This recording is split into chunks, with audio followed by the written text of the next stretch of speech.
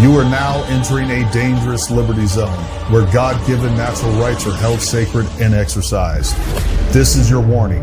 Tyranny, fascism, and censorship will not be tolerated. Ideas will be exchanged freely. Rigorous debate and open discourse is encouraged.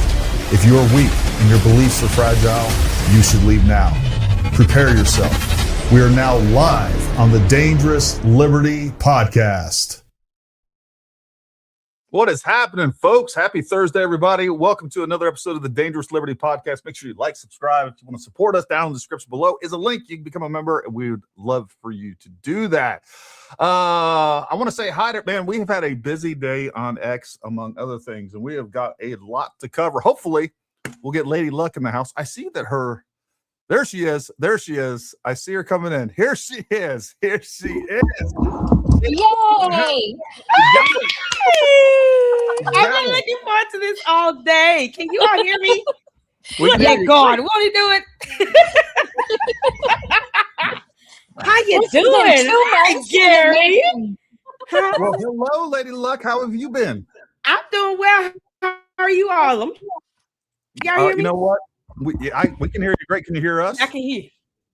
We're doing great. Yes, I can hear you now. Hi, Gary. We're doing fine. We're just over here snapping necks, cashing checks. Just another Thursday. That's what we do over here. That's how it goes, honey. How you doing, Jen, the producer? How you doing, honey? We can't forget about our producer. Doing how you doing? Great, Miss Lady Luck in the house. This has been 2 months in the making. I know. I'm so excited. I have been looking forward to this all week. You guys had one of my fantastic mods, Shannon, the S-Files, on yesterday. And Yes. I'm just so proud of her. I'm just proud of all of you all. And we're keeping our foot on Candace's neck. We're coming for today. I'm ready. That's right. That's right. We got, we had the show plan kind of, tentatively what we're going to talk about, but so much has happened today. I'm going to go through a quick timeline, and we will just talk about that, and then we will get to whatever else is left over. But I do want to say hi to everybody over in the chat, and I see she linked it, so we are dual streaming, which is awesome. Yes. And I just want to say hi to all the Lady Luck Club folks out there. Thank you for joining in. Thank you for supporting the truth teller that is Lady Luck. I appreciate you guys, and of course, all of our folks over in the chat. We got a bunch of them over there. We have it. Shout out to the Lady Luck Club and LLC with Sweet Tea. How y'all doing, babies? How y'all doing? Shout out to all of you all. I'm so happy to be here. I see y'all over there. Hey, Pasto, we got Mackenzie Moore, Lace, Lynn. It's always good to see you. How's the weather up in Michigan? Odorized Ramblings, and so many more obscure mods. Thank you guys for everything that you do. Shout out to the mods. I appreciate you all. I see them up in there. Shout out to all the mods. So before we get started, Lady Luck, tell us a little bit about yourself, who you are, what you're about, how you got started in this wild game of social media, and we'll take it from there. Well, I've been at this going on 7 years. I have 2 channels. I started out doing music reactions. God bless that allowed it to grow within a relatively short time frame. And then I had to, of course, take a little break. I have 2 boys here down in Georgia. So, of course, my kids always come first. I do have a regular job during the day. So, of course, that can tend to take up a lot of time, but started diving more into doing what I consider myself to be an independent journalist. And so kicked it off with a huge crypto scammer. She called herself a Reverend.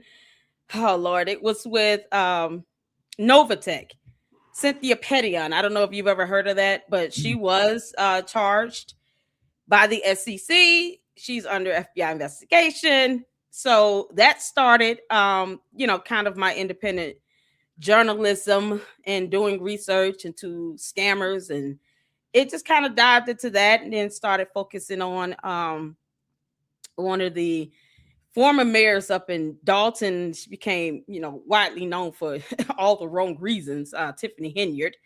And then from there, we're able to, branch out and meet a lot of fantastic content creators. I do believe you and I both know Jay Witt, my brother in Christ. Oh, yeah. My Morehouse brother as well. So shout out to Jay Witt.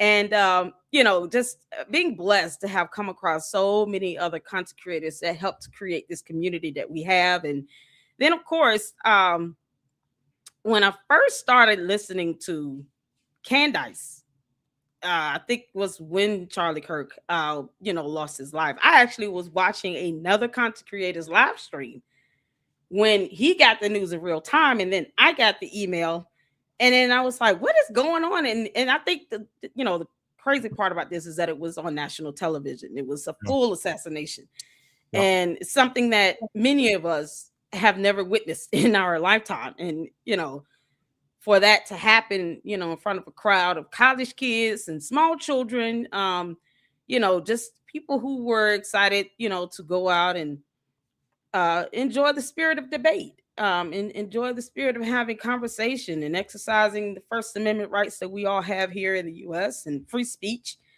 And then, to see that happen out of nowhere was absolutely mind-boggling. So my approach to that was to go from an anatomical angle. I think the first videos I did on it was more so focused on the actual bullet and the impact, the entry of the womb itself.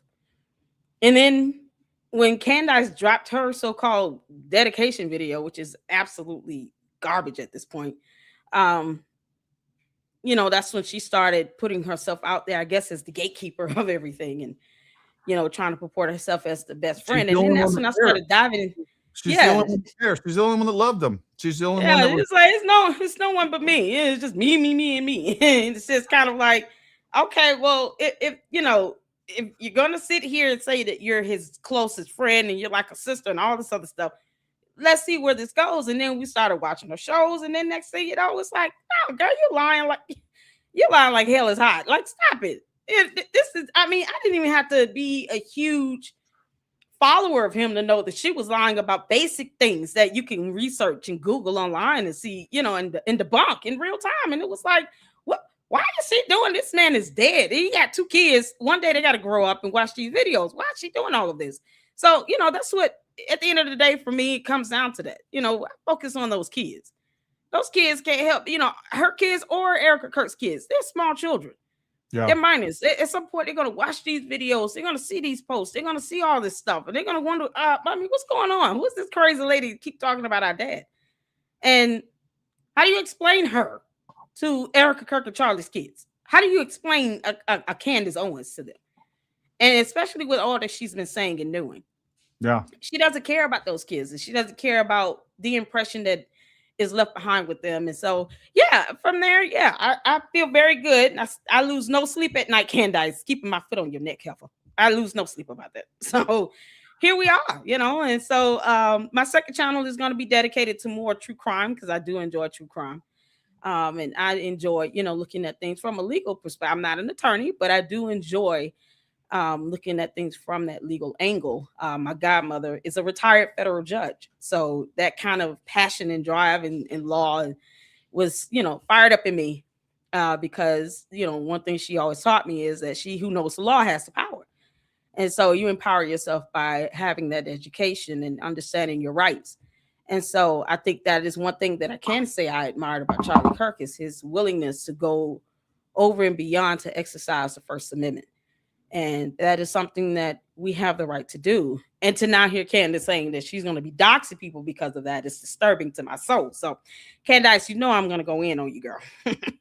You got to comment. I mean, you touched on so many things, and I think you kind of summarized what we've seen in the last 8.5 months now pretty well.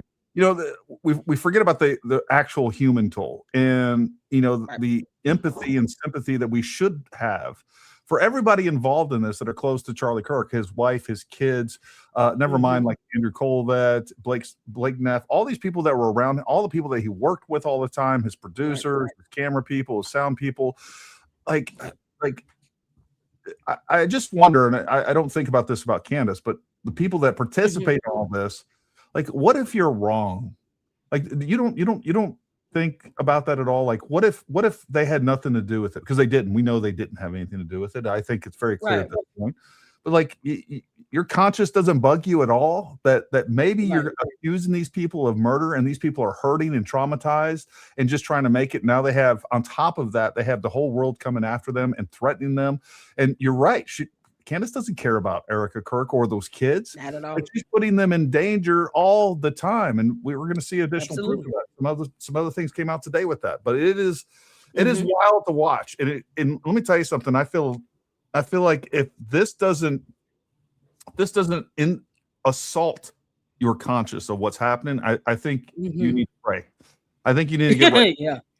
You know, I mean, like if you're not offended by what is taking place from I don't even care if you're religious, from just an American standpoint, if you are a liberal Democrat and you still believe in the rule of law and some of the basic principles in which this country was founded, like, you know, innocent until proven guilty, this should offend this should offend your very core, but it doesn't. Exactly. People are it doesn't. And she's such a narcissist, you know, having reported on people like her that have this trait, this narcissistic personality profile.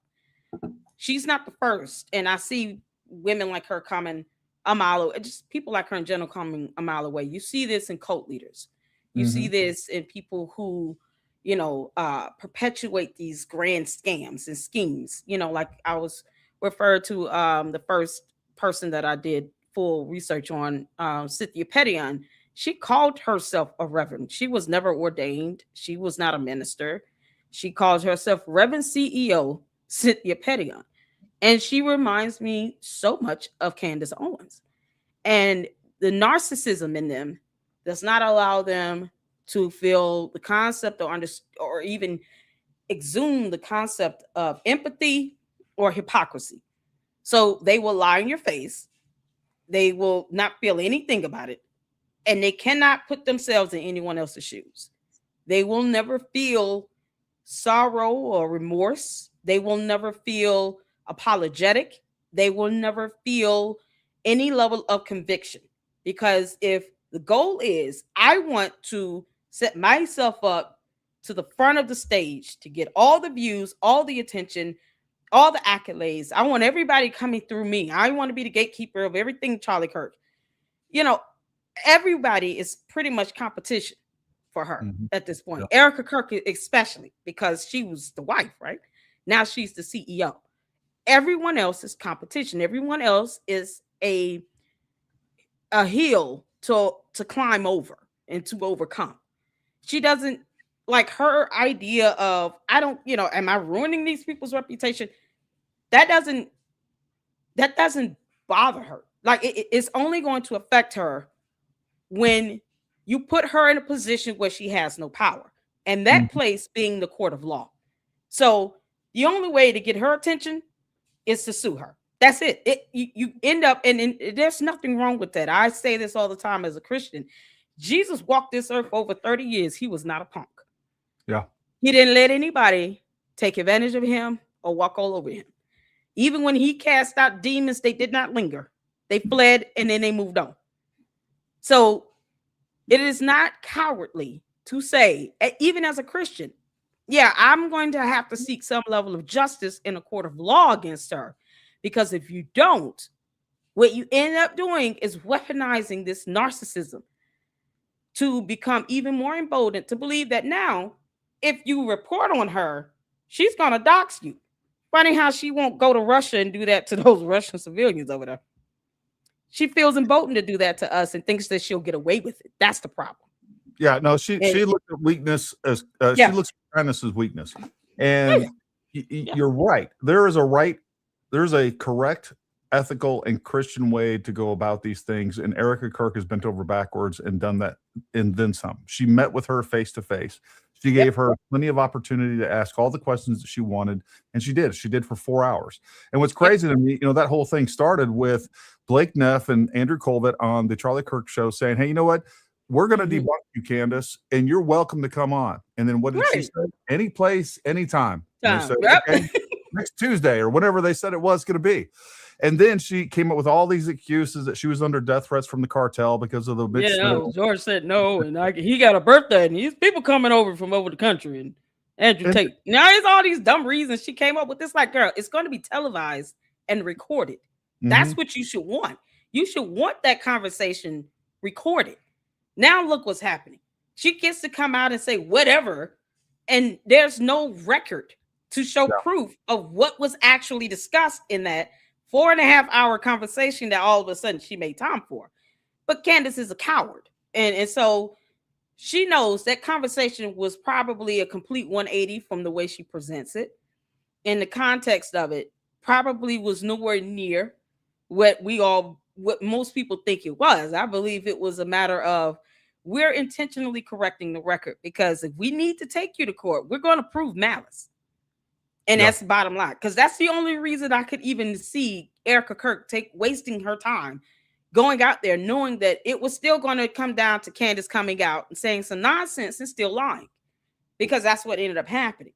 But knowing people like her, I said it before anything. I said it way back in October. Candace is a narcissist. She's going to lie for the sake of lying.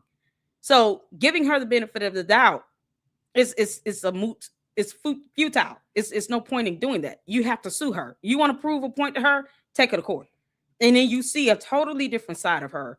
And it's the side that hopefully, I have done every single lawsuit she's been involved in, because you get to see that profile. You get to see what she's like when it comes down to her being scrutinized under the law, where she has no power, nor does she have any knowledge of the law. So you get to see the real side of her. And what you end up seeing is someone that runs away from it all. She's a coward. Yeah. It's just like she was on Tucker Carlson talking about, I can't wait for this Macron lawsuit. Discovery's going to be so awesome. I know. I think we're on our third attempted dismissal, at least. I know, right? Go to court, Candace. We'll see what happens. Running from this. Real quick, we're going to take a quick detour, because there's a couple things that I want to talk about, and I would like get to it. As well. So earlier today, I had Ian Carroll up in my comments talking smack, so I decided to hit. Oh Lord! And I said, "Is that the one I keep confusing I keep confusing him for a woman?" LLC, remind me, is that a guy? He's a guy, right? Ian Carroll is a guy. Ian Carroll, I don't care how you feel at all. You don't pay my bills. Probably women with more testosterone than Ian Carroll, but he is a guy, allegedly. So I hit him back. I said, "Are you going to correct the record, Ian Carroll show? The New York Post published a specific photo of the bolt action rifle recovered near the scene. It's not a generic stock photo." He's been pushing this for a really long time, and the idea behind this being a stock photo, which we've proven time and time again that it's not, is they want to be able to say that they planted some evidence. Well, as soon as I posted that, we had old Baron Conman Coleman up in there, and he said, "Is that safety all the way to the right in the New York Post photo? Could that safety be switched back to the left with that optic setup? Safety all the way to the right disables the bolt and trigger. Safety has to rotate over the top to get back to the left to open, bolt, or activate trigger." And he is correct. And you'll see right here, this isn't even a standard one. He actually doesn't even know what he's posting. This is actually a modified trigger on the right here. And this trigger right here is now in the fire position. He doesn't know that because he doesn't know what type of safety it is. But let me show you what we got here. What he did was just prove me right once more, because he's an idiot. He said, "The photo actually proves, given the safety lever is rotated below the 90-degree mark, is that Mauser has a modified low-profile safety, most likely a Bueller or a Dayton-style conversion, though there have been many aftermarket options over the years." Good catch, Baron Coleman. You're doing solid work exposing how ignorant and dishonest your side is, further substantiating Tyler Robinson's guilt and validating and the validity of the evidence. Well, I want to get close up to this.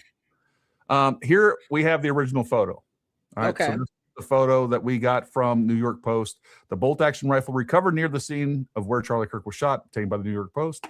And we can see this profile right here. You guys see that little line that's well below the 90-degree mark if we were looking at the action from the rear. So that right there, we have that safety clearly rotated past 90 degrees. This is a Mauser that I have right there on the back wall, by the way, right there. All right, so this is the standard flag safety. This is what they're known for. And yes, to get it into the fire position, you have to rotate this 180 degrees. And if you had a low-mounted scope, that would get in the way of it. Well, there's plenty of solutions for this. And you can see here, if we look at it from the side, we can see this profile of this action. And we can see this profile of this action. It doesn't look the same. That's the safety right there, bottom half of that circle. And you can see this one right here in about the upper third of this. And this is what a Bueller style action looks like, safety lever. And this is what this looks like. So we can clearly see this is rotated far below. And the way these safeties work, instead of having to rotate 180 degrees, they only need to rotate 70 degrees, and they rotate upward. And you can see that these are right here. So this is the Dayton low safety, and this is the Bueller style safety. And this looks exactly like what we see right here. And there's many different variants of this, but this is a Bueller safety. And again, we just have Baron Coleman showing how ignorant he is, and he's not even good at law. I don't know why he's talking about gun stuff. Poor thing. He just wants to be involved. Now, this is a post. Here we go. Let's go up here to see this one. If I can get this thing to, there we go. I posted this up the other day. And I talked to Ryan Morrow, by the way, and I'll show you a post from him in just a minute. I said, Candace Owens, a foreign agent. Candace Owens is heading to Russia next week, despite the U.S. Department of State's level 4 do not travel advisory due to terrorism, wrongful detention, and arrest. Why would she put herself and her family at such risk? What is so urgent to travel to Russia now? There's a very limited number of answers to those questions, and none of them are good. There's zero chance she's traveling there without the knowledge of the Kremlin. She has been using the Charlie Kirk investigation to subvert the Trump administration for 8 months now. Between Russia media, RT, promoting her, and this visit, it's abundantly clear she's collaborating with Russia against her own country. And of course, Candace was silly enough to respond. This dude is so slow. Honestly, it hurts. There is zero chance you're traveling without the knowledge of the Kremlin. Good job, Einstein. Visas are, in fact, required to travel to Russia.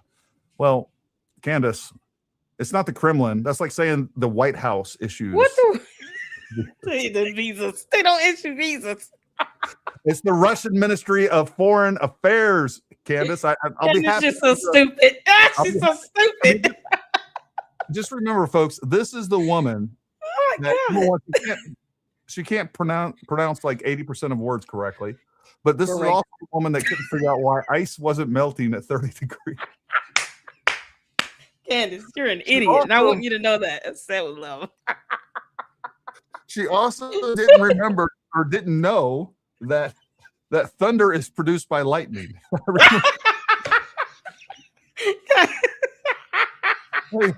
Oh, that girl in the woods, and she ain't gonna make it. It's the stupidity for me, Candace. Oh, good God. You know what? I want her to go to Russia and stay over there. Don't come back. Just leave the kids with the grandmother. You, George, go to Russia.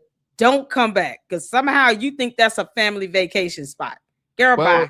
Bye, Felicia. Not a family vacation spot. And Ryan Morrow, not long after I posted this, and I just got off the phone with him right before I jumped on here. I was trying to get him on tonight. He couldn't make it tonight, but we're probably going to do a show tomorrow. But Ryan Morrow, who I have on the show before, I gave him a call about this particular, what he's been researching on this. And come to find out, Candace Owens did not tell you the real reason she's going to Russia. Candace will be joining Putin, Dugin, and many Russian government intel and propaganda operatives as speaker at the St. Petersburg International Economic Forum.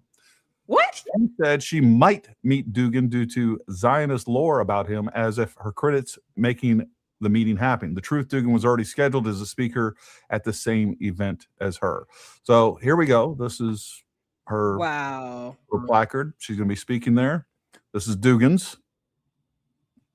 And this is something that I've been saying for a long time, and many others have said, and this is additional confirmation. And there's a lot more behind this that Ryan shared with me, and you can go to his page and check it out.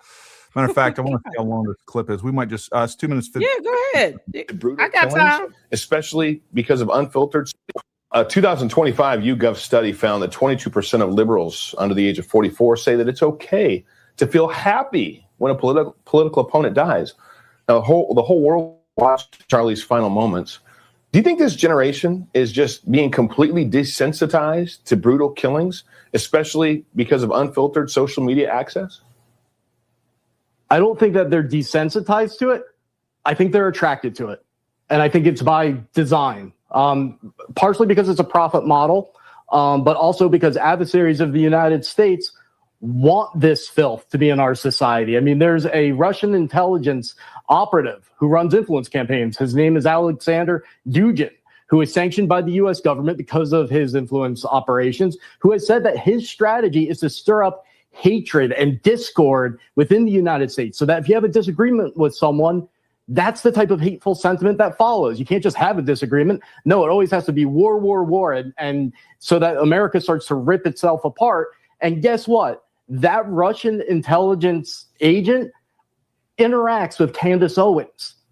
And Candace Owens also has another advisor and close friend, John Mappin, who is closely associated with Alexander Dugin, that Russian intelligence operative. And he's also connected to the Church of Scientology. Yep. That's weird when you have those types of influences in your immediate social circle. And by the way, Russian state media, Iranian and Chinese state media as well, propaganda operatives, all amplify her and these conspiracy theories. So they have decided that the way to hurt America is to hurt Erica Kirk and Turning Point USA. And the best way to do that is to help Candace Owens. Wow. Do you think that the country, though, so many people follow her and Tucker, and they're just going off the rails? Do you think people will wake up to this if they knew more of the truth? If we keep hammering these points I'm making every single day, eventually they have to. We have to break through the algorithm. By the way, Alexander Dugin, the Russian intel operative that I mentioned before that interacts with Candace Owens, Tucker interviewed him. He's also promoted by Alex Jones as like an authoritative foreign policy voice. So there is a much more insidious thing going on than just personal resentment on the part of Candace Owens. And by the way, I forgot to mention, Candace has actually endorsed the Putin-style form of government. Tucker has endorsed the feudal system. So I don't know how they can go around claiming to be. So you can't make this up. You can't make it up. And you know, this is what I've been saying from the beginning of this, and I recognized it early on, and that is, folks, I'm telling you, when you have a message like Candace Owens and what she's doing and the impacts that it has nationally and especially amongst the conservative party, there is zero chance that these outside influences, whether they be foreign adversaries, and you named a lot of them, or political adversaries, the George Soros types, the Neville Roy Singhams types, these people are going to pay millions of dollars to boost her voice. And that's what we're seeing. We're seeing bots. We're seeing sock puppet accounts. We're seeing her get a signal boost while everybody else is getting either attacked or suppressed. That's what's going on. And it's very obvious. I'm sure you've seen it in your comments too, right? Yeah, I have. Oh, honey, the candy asses. Oh, I hate the cussing you thing, but that's what I call them. The candy asses. They come in, and I told them, you enter my chat at your own peril. So when I clap back, I don't spare them. I mean, most of it is bots, and they copy and paste straight from her transcript in her videos. So if you go to the transcript of a video she's done, you will see copy pasted comments in the live stream chat or in the comment section of your video. It'll be straight out copy paste. Most times they won't even add punctuations. They won't capitalize. They won't do a spell check. You know why I call her Candace? Because that's what the bots spell it as. I've gotten a Candace, a Condance, Condoleezza, a Karen, Candance. We get variations of her name from her bots because they're not really there to be smart AI. They're just there to push the narrative. And if it's just copy and paste and 5 or 6 good statements on repeat, that's all they're programmed and designed to do. That's what they're going to do. So they don't care. They don't even spell check her first name. They don't spell check. So these are bots. I've seen bots from all over the world. Like I've gotten bots from India sending me comments, calling me all kinds of things. So her bots mean, they're like peas and carrots to me. But that goes to show you this narrative that they're pushing out. And I even said, and I'm apolitical. I just, I don't believe God is going to be asking us on Judgment Day who you voted for. But it is very clear and obvious to see who's following Candace at this point. And it's not what you consider to be conservatives, Republicans, Trump supporters who are genuine and authentic. Or Christians. No, you have or Christians. You have this complete opposite. It's been a complete 180 switch of what's pushing behind her. These are people who never cared for Charlie Kirk or Erica Kirk or TPUSA or Donald Trump or the United States of America or our First Amendment. They don't care about any of that. And for her to say I don't know if you remember an episode where she actually said, I should just move to Russia. Right? I just wish I was Russian. I would rather be Russian than American. She said that in a whole episode. And I was like, bye, Felicia. Then go over there and don't come back. As a matter of fact, why don't you just go ahead and go declare, whatever citizenship of Russia you want to claim and pack up and move when you're moving so we can help you pack up. Just go over there, don't come back. Like, we don't care. Bye. But don't come back over here trying to do damage. And then get upset when someone calls you or refers to you as a domestic terrorist. What do you think you're doing? You're terrorizing American citizens for exercising First Amendment rights and free speech. Yeah. And by threatening to commit cyber crimes and cyber dox people. Are you kidding? No, it's time for people to start suing her left and right. The exact same thing that would happen over there in Russia if she tried that stunt over there should be what she fears from the United States of America. But she doesn't care. She doesn't care about what's going on in our country. She doesn't even talk about things that happen in the U.S. It's as if the U.S. is not even focused. She's going to go over to Russia, trash the U.S., trash Donald Trump.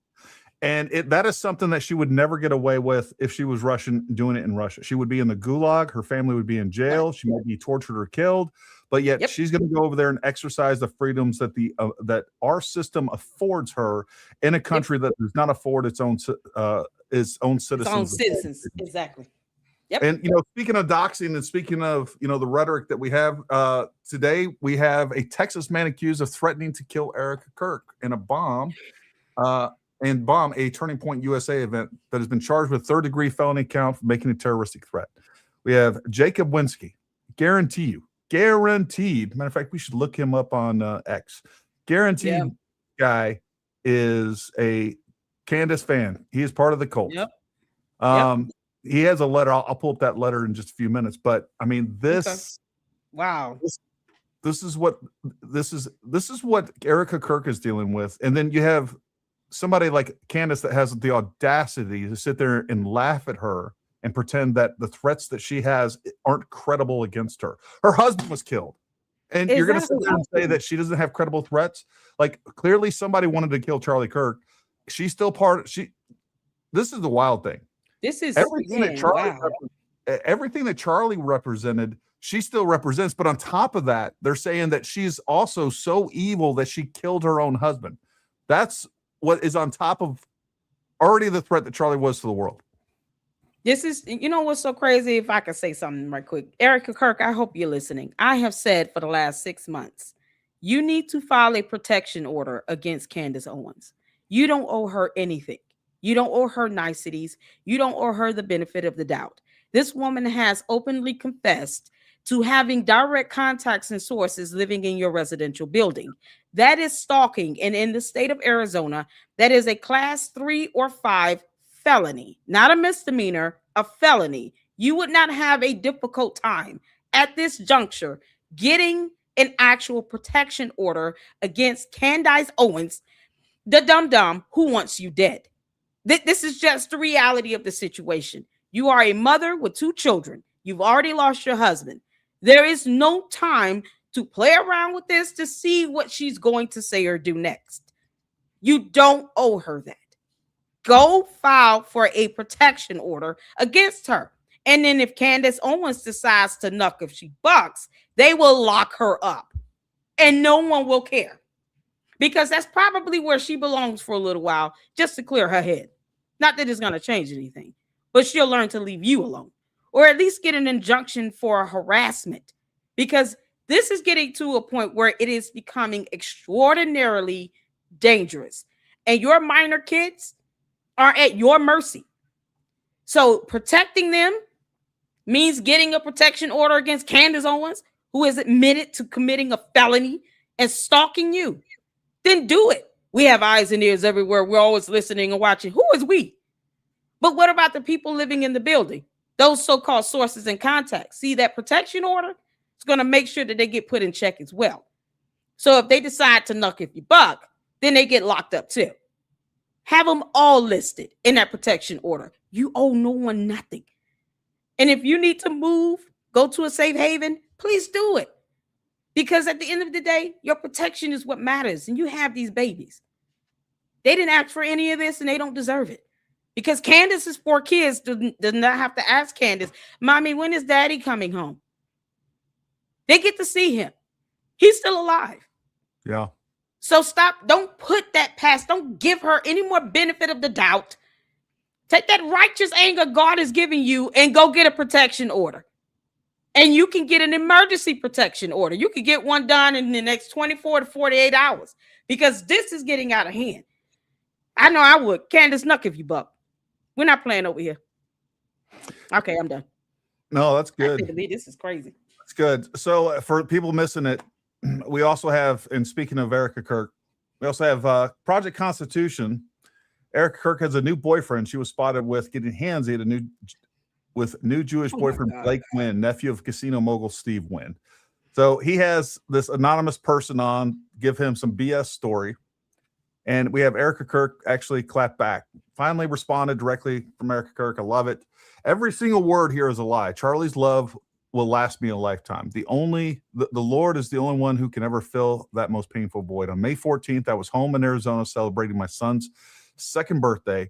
Blake, who is about to be engaged to his longtime girlfriend, was a dear friend of my husband, and I'm grateful for his continued support, just like hundreds of others. Your deranged obsession with me and blatant disregard for any form of truth whatsoever is deeply disturbing, and I'm praying you get the help you so clearly need. Brush off the Dorito dust and go touch grass. Girl, add him to your protection order. Get an injunction for harassment. We have the law to utilize. Yeah. And it's on your side, Erica Kirk. Stop playing these games with them. You could have, see, that response is good. But saying, all right, well, I just added you to this injunction for harassment. Say my name again if you want to. Keep harassing me. You're showing Project Constitution, you dummy, that you are stalking her. Why are you all following her? I don't care if she decides to date again. I think that's irrelevant. She has the right to live and exist in peace. She doesn't have to be subjected to this. So what? You don't pay her bills. You don't have to take care of her kids. If she wants to go on a date, if she wants to go out and look pretty for the evening, she has the absolute right to do it. Candace Owens does not have to take care of Erica Kirk. Neither does Project Constitution with his bummy behind. He can't even afford an attorney. He's more scared of a cease and desist letter. So what? I wouldn't even give him the benefit of the doubt. I would not put anything past him. Oh, okay, nice to see that you're trying to keep up with whatever I'm doing. I'll just make sure you're not able to do that without penalty. There's some price you have to pay moving forward because you're going to learn one way or the other to leave me alone. When I say leave me alone, I mean leave me completely alone. It should be just that simple. It should be that simple. But I want everybody to look at what's going on here. Look, that post that he just made up a complete fabricated story. Just complete fabrication, faithless claim. He had 758,000 views. Good. Yeah, her post got 1.1 million, thankfully, and we got 40,000 likes. You talk about a ratio, that's a 40,000 versus 2.5. But I want to look at here too. Look what he said. Surely, and this is the formula, and this was perfected by Candace Owens. Surely then you would have a picture with metadata from that day or something that would show that, right?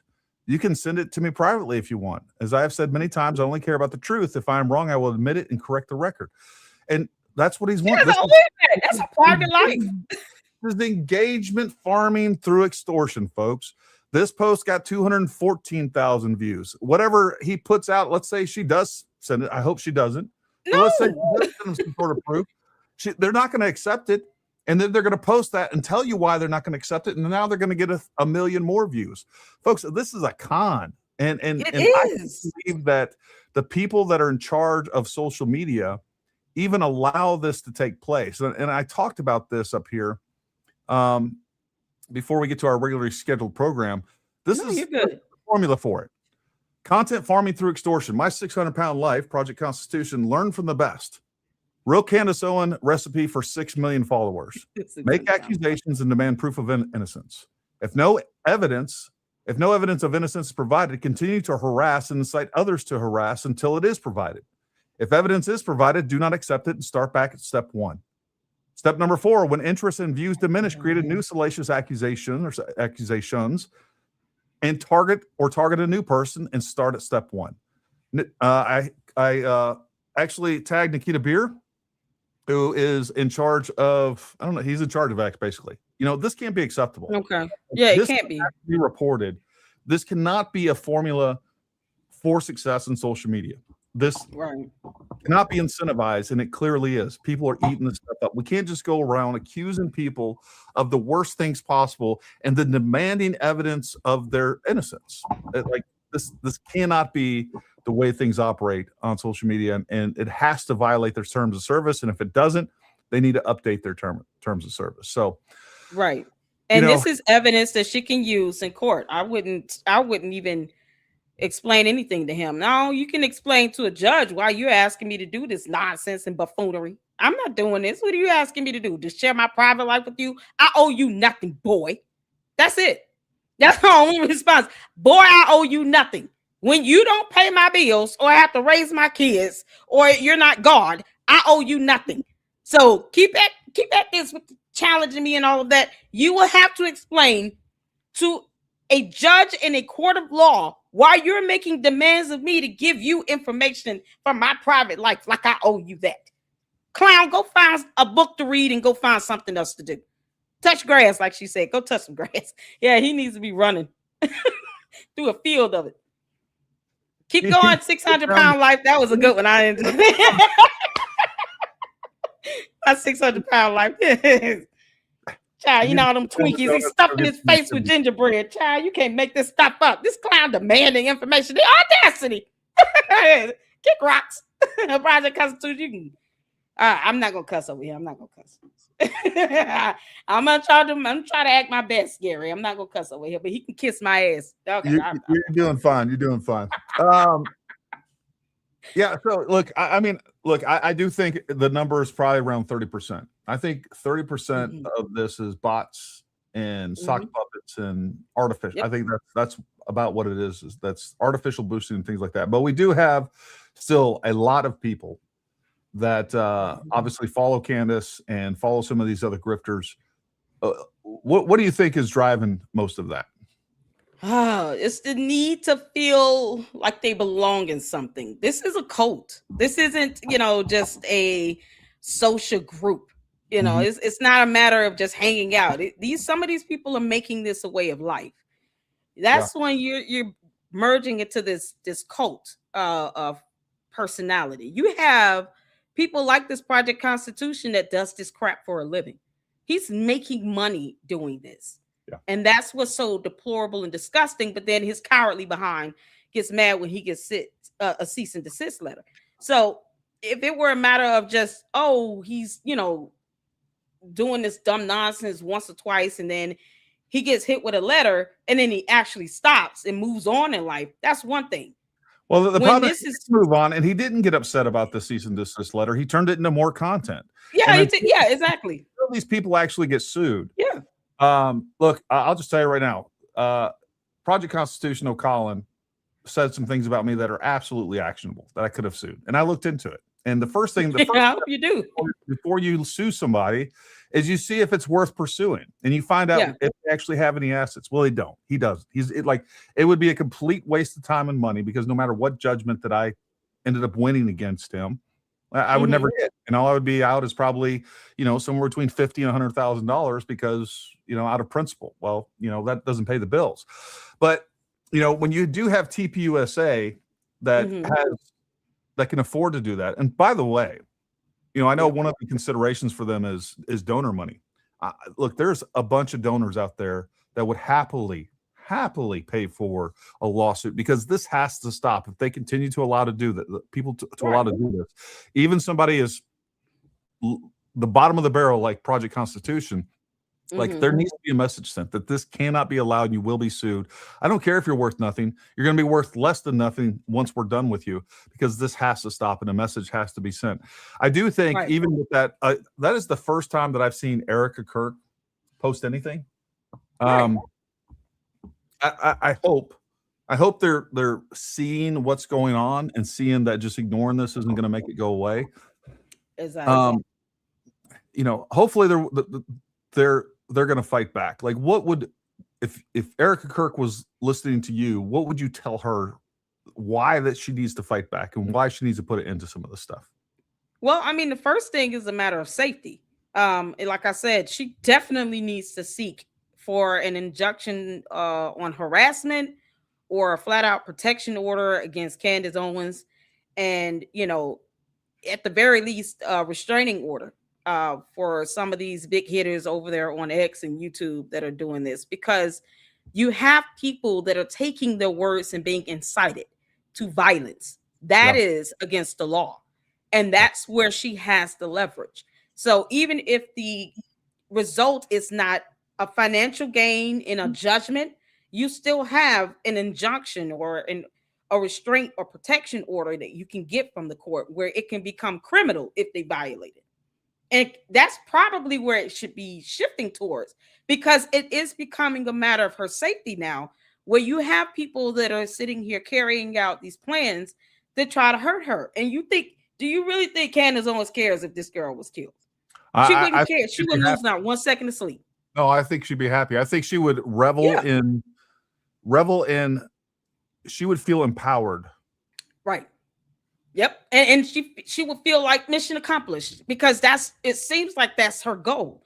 It's not enough that Charlie Kirk is gone. No, I want his wife out the way and any other obstacle, even if it includes the kids. Like, she doesn't care that the children are catching death threats and kidnapping threats. You have to be sick and sadistic to send a kidnapping threat and death threat towards minor children. 2-year-olds and 3-year-olds, 4-year-olds. I mean, they're not a threat to her, but she sees everybody as a threat. That's the first thing, is let's secure your safety and protection first.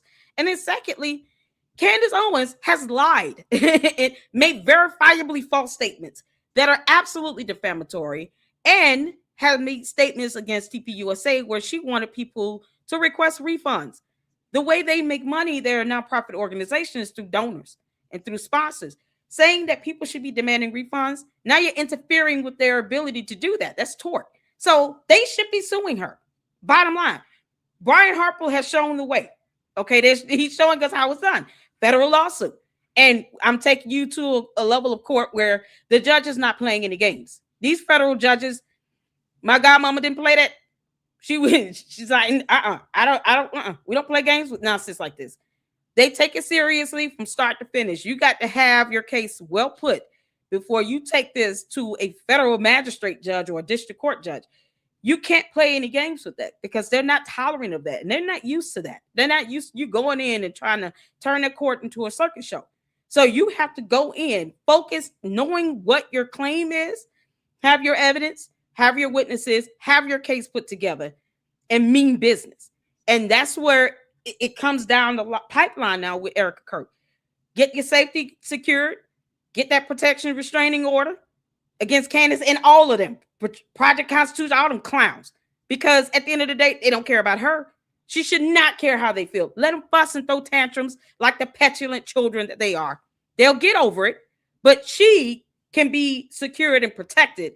And if they step out of bounds, now you're talking about a criminal matter. And then go and ensure that you understand hindering flow of revenue for a nonprofit organization. You're not going to do that with impunity. No, there's a consequence for that, because you have no reason to sit here and to say people should demand refunds. You don't have to like TPUSA, but don't interfere with their way of making money. Kick rocks. No, Candace always talking about, oh, they trying to shut us up. When has Candace shut the hell up? She's still talking. This girl has not shut up. Clearly, no one's trying to shut her up. Candace, I don't want you to shut up. I want you to keep talking so you can just keep giving people evidence so they can use against you in the court of law. She has a pending lawsuit. Two. And she's still talking about Fort Huachuca. I mean, we had the beard lawyer on here the other day talking about that. He's like, my God, like that is That is a lawyer's worst nightmare. If you Oh, have a yes, it is. lawsuit, you're talking about a certain person or subject, and then you're just going to continue to talk about that or subject. Oh, they're gonna be so scared to put her on the stand. Oh. They're gonna like, oh no, don't call her. Please don't call her to the stand. Oh no. Yeah, get your behind up there on the stand, Candace, and get put on oath. That's all we want. I would pay big money to listen to her deposition on it. And by the way, if it goes to trial, I will be covering that trial. I will be in there. Me too. It's going to happen. I just want to. I want to see her up on the stand. I don't know. Maybe they'll let me bring a camera, at least a voice recorder, audio recorder. But yeah, just get an order from the court, get permission from the court, and ask for permission to be a part of the media. Yep. Yeah. And they'll let you record it. Please do that so we can all watch it. Either way, I'm going to be in there. I don't care if I have to be there sketching things out like the old stenographer. I'm a stenographer, so we have a full transcript. I don't care. Okay. Whatever it takes. Yeah, it's it's pretty wild to watch. Real quick, let's hit a couple super chats real fast, and we'll get back into it. Thank you very much, Raw1213, for becoming a member. And by the way, folks, make sure you like, subscribe if you want to become a member. Thank you for that. But most importantly, down in the description below is Lady Luck, all of her social media links. So make sure you go follow her. I know she's on YouTube, X. Where else are you at? Instagram, and that's it. IG, X, and YouTube. Awesome. Colton, we always appreciate you, buddy. Thank you very much. Just for the support, and hello, everyone. Keep it up, Gary. Thank you. Nice. She's so happy. I'll look her up and sub. Do that right now. Open up another browser. You guys go sub to her channel right now. Lady Luck makes me actually LOL every time I watch her. Oh, thank you, Stacey. Jen is saying 9-0 SCOTUS ruling in favor of Trump. Jen, if you will, grab that news report. Let's take a look at that. Ooh, nice. Paramount Tactical, she's like sunshine. No one ever says I'm like sunshine. Oh, y'all, Gary is sunshine too. He's so adorable. Let's go. How exciting. So good to see you on Paramount Tactical. What a great collab. Long time coming. Thank you, No Reply. That's a fantastic mod. I love him. I speak chat. As Gary just said, imagine you're standing around maybe texting girl, boyfriend, or maybe taking pictures, maybe talking to someone. Suddenly your friend gets shot, and now you're suspect number one until you prove otherwise. It's every American should just be disgusted by this. And I like me when people sit there and say, "Why are you doing this?" I'm like, why are you not doing this? Why is not everybody outraged by what's taking place right here? That's the real question. Because she's a compulsive liar, she lies for the fun of it. Yep. I think what she attempts to do, what she takes pleasure in, is manipulating people. I think that, and Lady Luck hit it on. I've said it many times. I also think that she is genuinely sadistic, on top of being an absolute narcissist. Yep, absolutely. Narcissism is something else. Two of my favorite shows like Paramount Tactical and Lady Luck are going to save the West. So grateful for what you both do. Thank you very much, Sage. Oh, thank you, Sage. Mitch is going to fold like a cheap shirt. He's a weak, narcissistic liar. He'll try and flip on her for money. She's already throwing him under the bus. I already have a clip saved back there of her saying, "I didn't know, I didn't know Mitch." Keep lying, Candace. Keep lying, Hilfer. What are you talking about? I never had no Mitch on this program. Yeah. Heard of no Mitch? No. Mitch who? What? Delete. Which?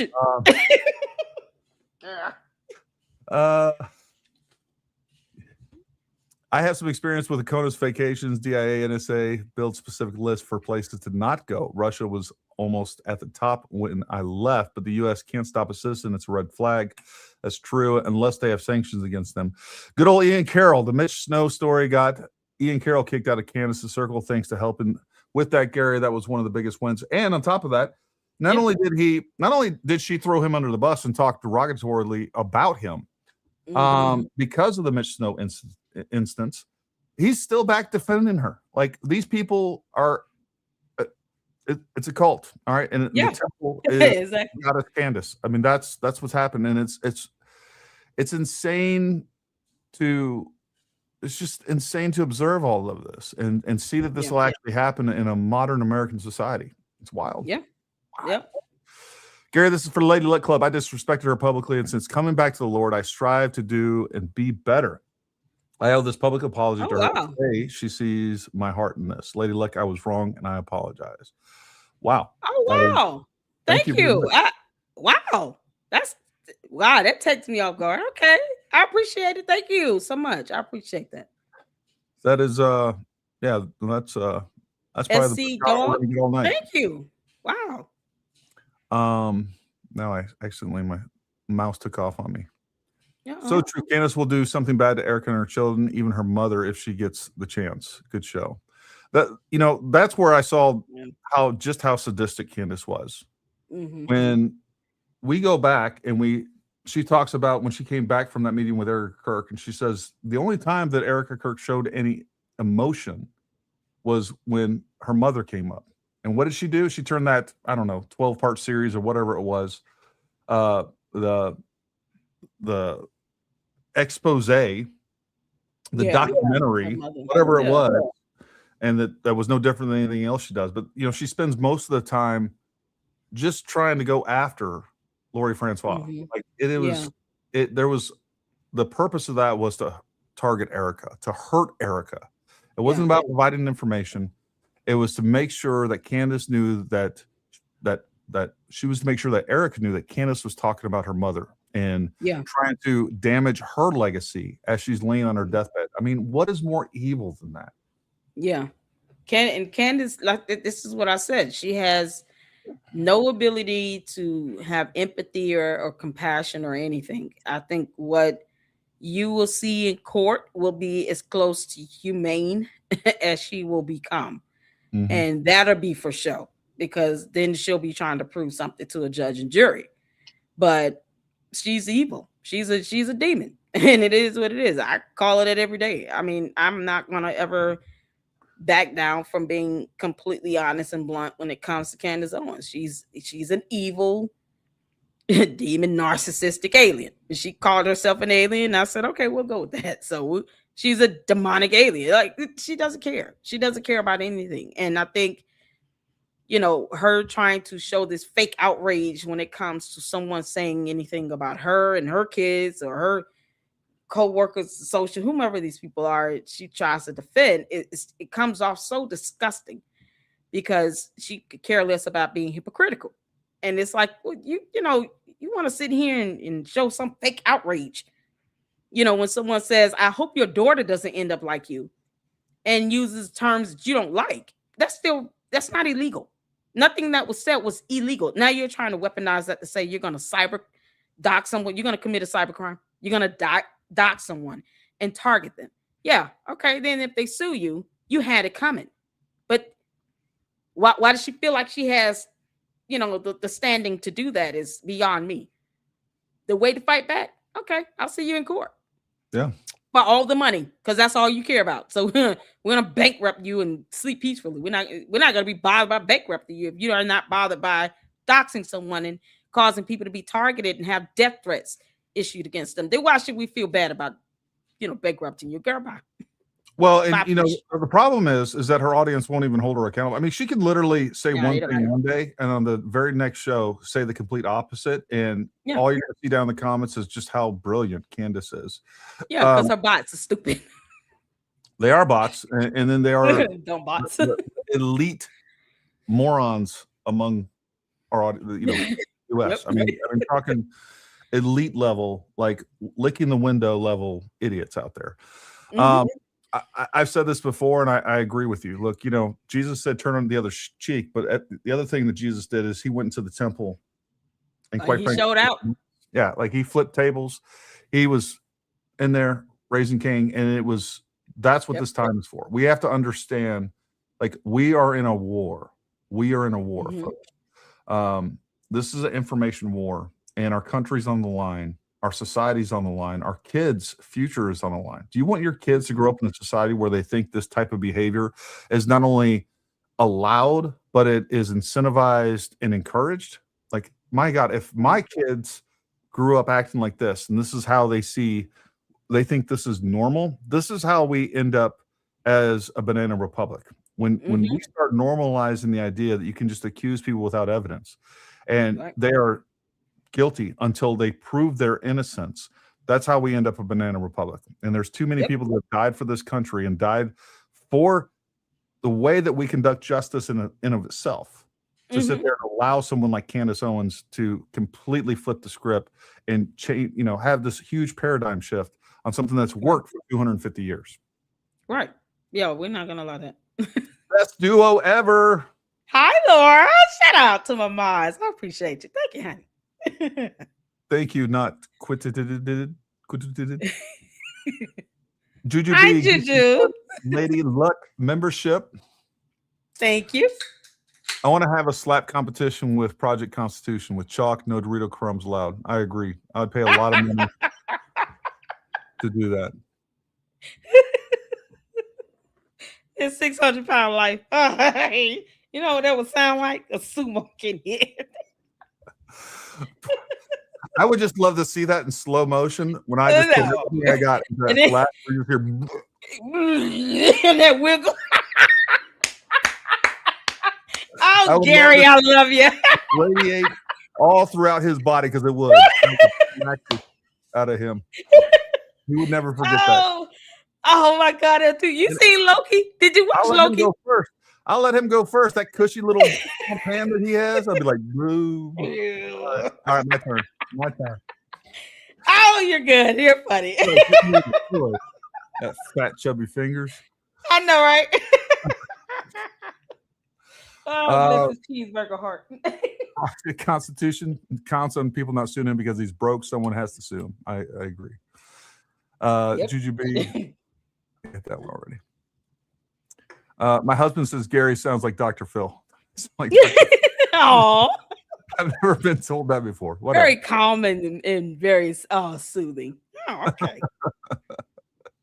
Gary and Artie and Bronson have all made me want to start my own channel. I know Gary talks about this a lot. I've listened to politics instead of music for 11 years now. I may just have to give it a try. Well, again, Dirt Bike, one of the things you can do, I'll send you a guest link sometime. You can just come on and help me guest co-host. You co-host the show. Hey, nice. Get you used to talking in front of a camera because it's something you got to get used to. I still struggle with.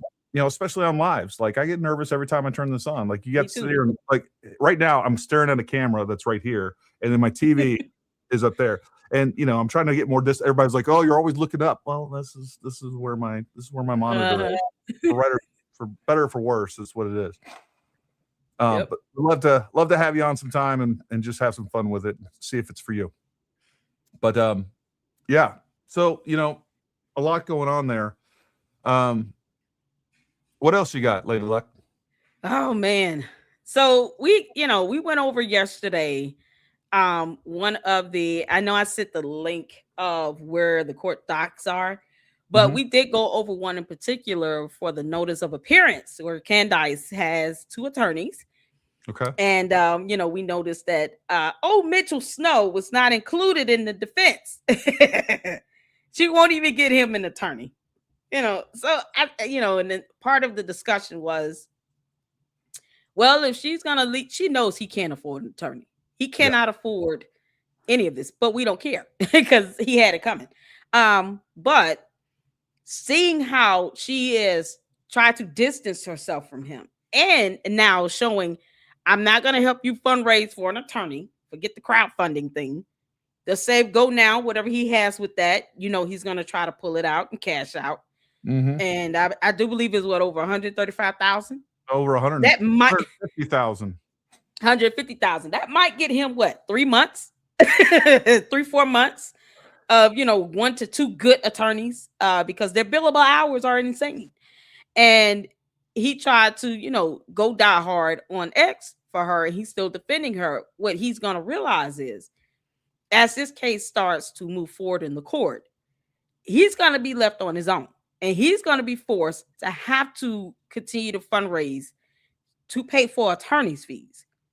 Or risk having a default judgment. Now, I'm all for him having a default judgment issued against him, and it'll be what it is. But that means, you see what the fight is going to be now with her. And Candace goes to court and decries, willful ignorance. It is what she's going to try to do. I didn't know that I was lying like hell is hot when I said that. I didn't know that I didn't know I was fibbing and providing fake emails and text messages. I didn't know like that. Even with their argument on trying to have the Macron lawsuit dismissed because of jurisdiction, it's so rudimentary. You don't even have to go to law school to see that they're full of crap. Yeah. But it goes to show you have these attorneys that are going to be overly zealous for their client, throw spaghetti at the wall, and they think they're going to be able to pull this off in a district court. This is a federal complaint. They're not in the mood. This judge will not be in the mood. There's a jury demand. It's going to move through the court. That's it. Either she's going to have to get to a point where she realizes my motion to dismiss is going to be so laughable and get dismissed so fast that I'm going to have to settle or hope that it gets to the point where the jury hears something and still rule against me, and the ruling in the judgment is not as high as I hope it is. I hope he gets 20 million out of her. I don't think he would have a hard time getting that. I hope he goes for the gold. Go for the gold. Brian Harper, go for the gold. But that's another reason. I hope he gets that. That's another reason I want Erica and TPUSA to sue her. I mean, how ironic would it be if they take her for $50-60 million and now she has to pay for the rest of her life into TPUSA and get all the money back that she used, that she earned or made. I won't say earned. You know what? She earned it. I'll give her that. She earned it.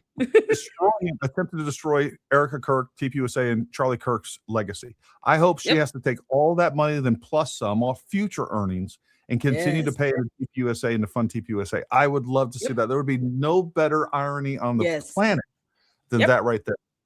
Yep. And she'll realize before I sit and because going through this court process, one thing Candace does not ever admit to is, discovery works both ways. So you think you're going to go in and just get whatever you want. No, you're not. They're going to object to half of your dumb requests, and then they're going to get discovery out of you. Every bit of discovery they can get out of her is going to be something she does not want the public to know, because the moment it lands through the courts, guess who's going to pull it from the court system, Candace? Hey. And then I'm going to report on it, and then I'm going to show it to the public. I don't care if it's your financial affidavit. I don't care what it is. The moment it hits the court system, unless it is something that the court rules say should be concealed, like something with her social or medical reports or something like that, if it can be released to the public, we're getting it. And she does not want that. And so for that and many other reasons, just to spare herself, I think she's going to try to settle. And seeing that Mitch Snow is dodging service to the point where now the U.S. Marshals are going in. Good luck to that, Mitch Snow. Go to them if you want to, raising that hammer. They're going to beat your behind. But you go out there and they try to serve you, and you answer the door with a hammer in your hand, they take you down, clown. So when they go out there to try to, that's if he answer the door. He tried to say that Brian Harper was lying, that there was even a lawsuit against him, and we had the lawsuit with him named in it. Like, you think they just fabricated this I don't know, 60-page document, 69-page document? But here's what a lawyer has to say about the wanting discovery. I love this clip. This is one of my favorite clips ever. Yeah, I'm laughing because anyone who thinks that getting sued is good because you're going to get an opportunity for discovery is an absolute idiot. Absolutely idiot. Like nonsense. I mean, no lawyer will disagree with me on this, by the way. Okay. No practicing lawyer. You're looking at somebody who's in courts across the country on internet defamation issues, somebody who has to go through cell phone forensics, somebody who has to go through email exchanges, redactions, protective orders. People, there's externalities, there's splashes of people that you don't want to get into litigation to get pulled in as witnesses, right? It is nasty. So let me just frame this as saying it is not a good strategy to say, I can't wait to become a defendant because of discovery. Period. Dumbest thing I've ever heard. But that was just a short clip from a much longer video. And if you'd like to watch it in its entirety. That's so good. No, He is absolutely correct. A guy that makes money off of defamation suits tell you that's not a good strategy. So it's not, and she's not gonna. She's definitely, her attorneys know. She's not gonna sit here and try to override her attorneys, because if that be the case, she would have tried to do that in the Macron lawsuit. But look what ended up happening. Every time they filed a complaint or amended complaint, there's a motion to dismiss. Motion to dismiss. This hearing coming up is on her motion to dismiss. It's not on anything that the petitioners filed. So in this Brian Harper lawsuit, once again, this is a federal complaint. They're not going to go in playing games with her. And she probably knows that her attorneys are going to suggest, because they don't want her to testify, she doesn't want to give up discovery. What options does she really have left other than to come up with a settlement? And that's what she's probably going to try to do. And settlements are private. They're not disclosed, the bulk of it anyway, it's not disclosed to the public, and you don't have to worry about the court being involved in that process. So if she can get a private settlement going, she probably will just try to do that. Once she sees that Mitch Snow is out here ducking service and lying about it, and it's like it's already becoming a monstrosity with that. And if he bucks at U.S. Marshals, and they're gonna lock him up. So now you're talking about one of your co-defendants, quite possibly, trying to get served, pulling some stunt with the U.S. Marshal Service. Like, they're not gonna play that with him. And This is the person you brought on your show and conspired with to defame someone because you wanted him to lie about Erica Kirk being somewhere just so you can involve her in all this. This is what this comes down to. How do I remove Erica Kirk? And it was just that simple. And she lied so bad to where now she knows if she keeps fighting this, knowing that it's going through this legal process, she's just going to keep digging that hole for herself. And you can see this girl going to Italy. She's going to Russia. She's not studying this lawsuit. She's not taking any of this stuff seriously. She's not taking the Macron lawsuit seriously. And she knows at the end of the day, that option for her to do a private settlement is more than likely what she's going to aim for, because she's not going to want to testify. She doesn't want to give up her personal information on anything. And she, what does she have to say? What kind of explanation could she possibly provide if she were to testify or be deposed? What could she possibly say? That's the problem. She's already talked too much. She's already given up. When she did her X space about the Fort Huachuca thing, she admitted, when I was with Erica Kirk, she gave me all the flight information for Brian Harpole and said that he wasn't there. But 3 days later, that was the 15th, 3 days later, she has Mitch Snow on, and she doesn't provide her viewers at all with any of the exculpatory information. None. Exactly. She doesn't even give you the balanced information to say, hey, this is what happened with this. She intentionally withheld that information. And the reason was because the narrative is more profitable. It's what she wants to push over the truth.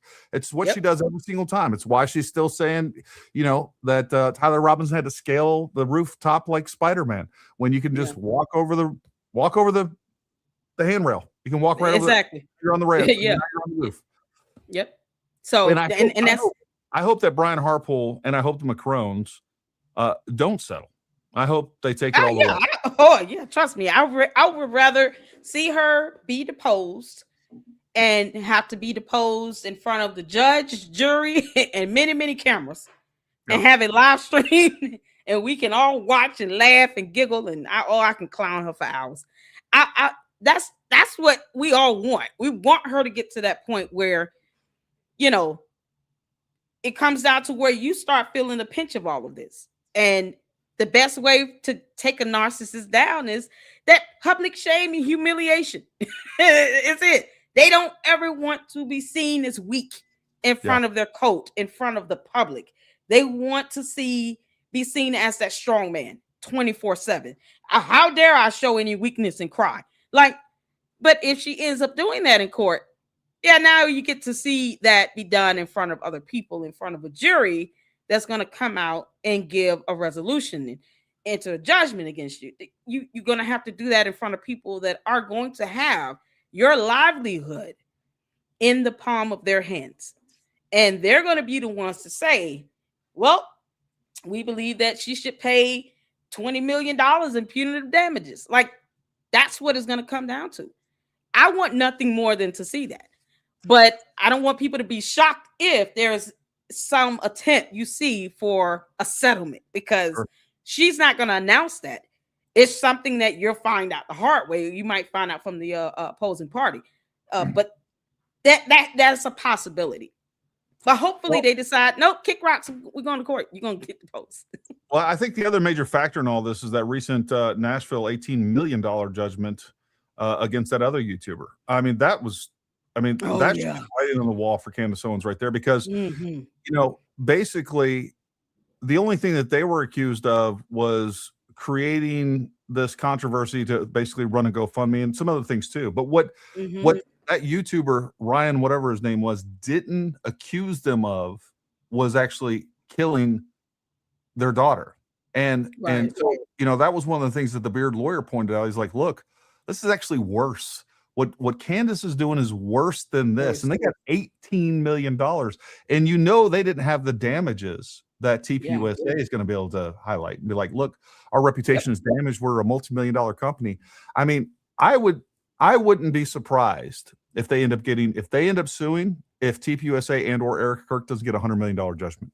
I really don't. I mean, I think that is a very real possibility. I want it. I hope. That's why I said I see nothing less than 20 million for Brian Harper alone. And if TPUSA hits her with a federal lawsuit, because they can go for a federal lawsuit, they can easily ask for 50 mil. You know, let's not forget, you know, others who may have been donors that she has doxed. She doxed a donor because the woman was Jewish. Yeah. And for no other reason. And it's, why are you doing this? But yet that hurts the bottom line as well of TPUSA, because this is someone who's donated, you know, or committed to a certain amount of millions of dollars here to a nonprofit organization. 70-80% of their initial revenue comes in through the donors. They have other ventures and, you know, other LLCs that allow them to be able to like invest in stock markets and those types of things, because Wills and Finance does not know what the hell he's talking about. So they do have the TP, you know, LLCs that allow them to invest. They have the 501c3, and then they can use, and then they have the 501c4. So you have TPUSA Action, which is the political arm, and they have the TPUSA.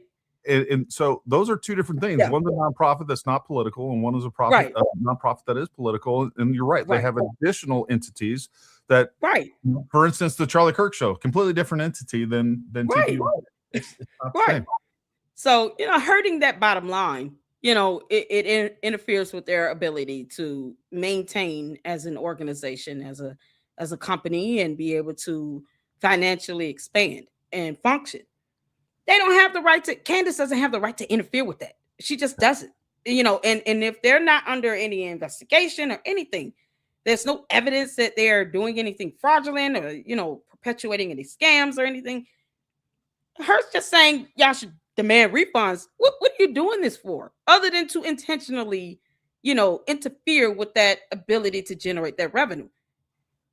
That is illegal, and they can hold you legally liable. You're interfering. It's tort. So you can't do that.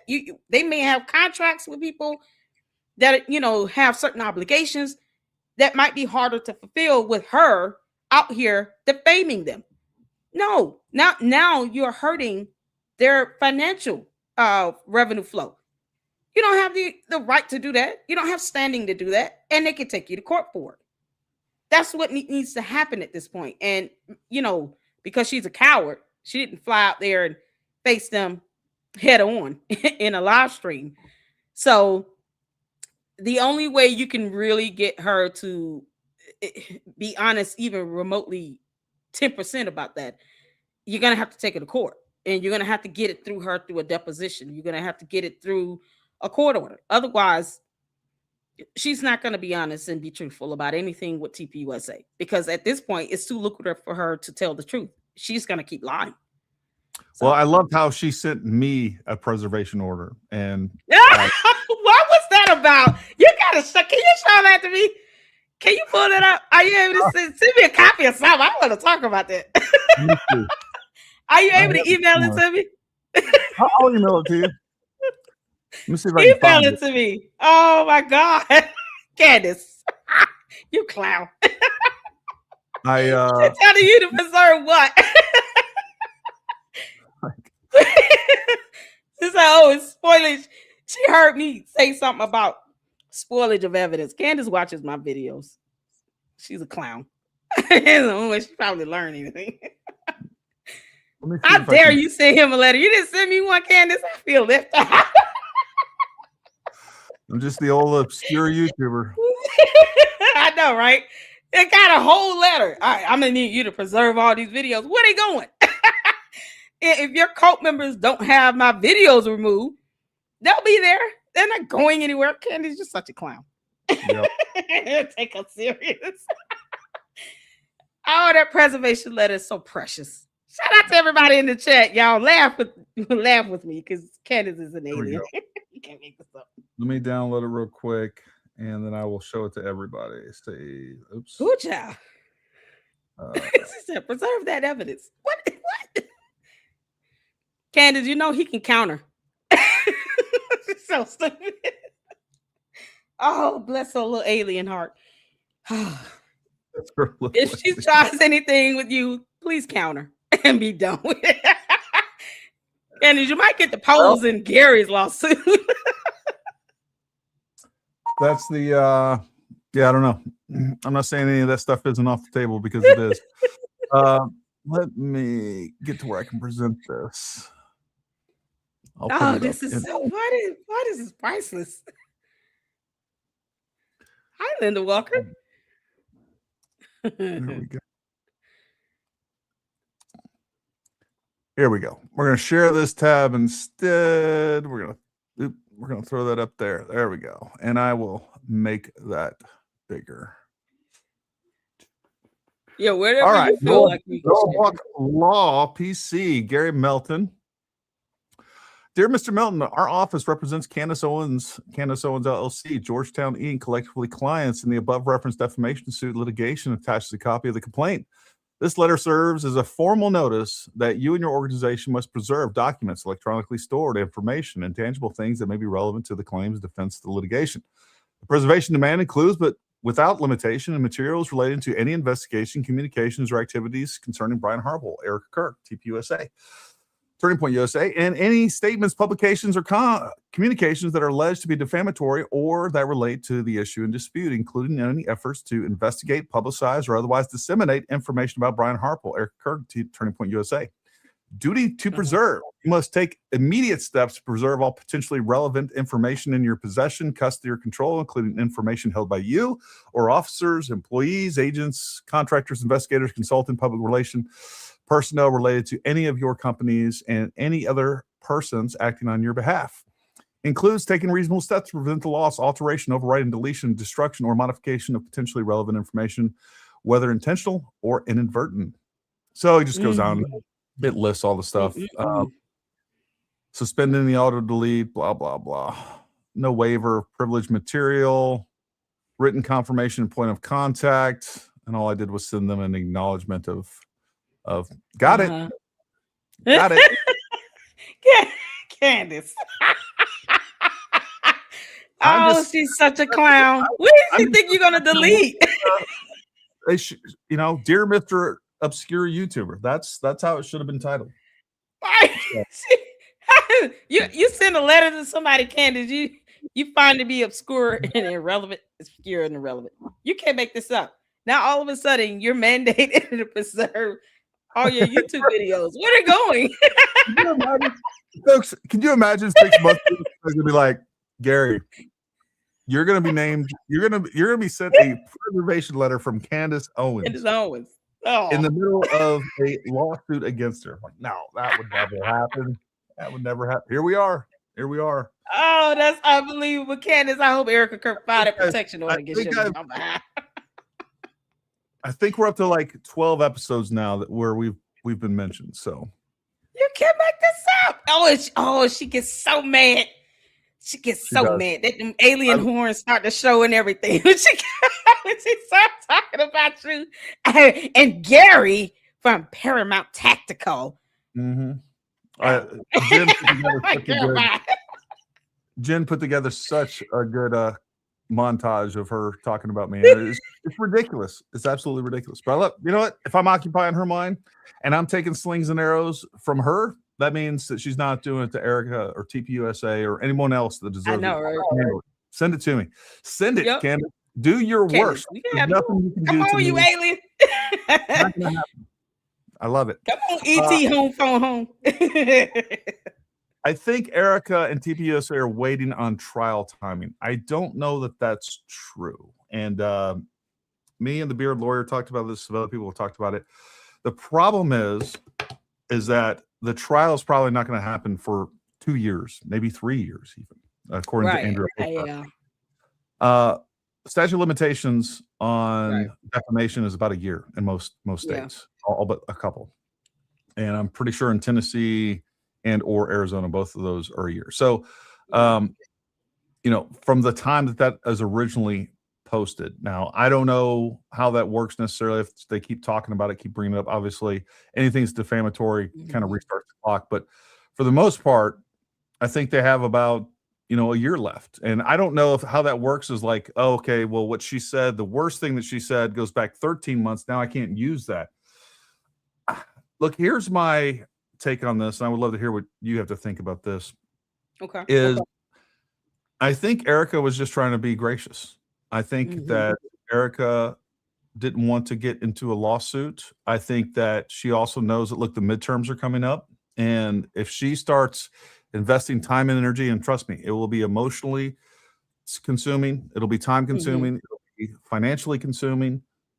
That's taken away from their core objectives. And I think she was like, you know what? We're just going to sit here and hopefully she'll stop. That's why she hasn't ever posted or responded or anything else. And the only thing she's ever done is she capitulated to Candace Owens when originally Candace was supposed to come to them. She flew to them. I mean, how much more gracious can you get? It just shows she has established a pattern of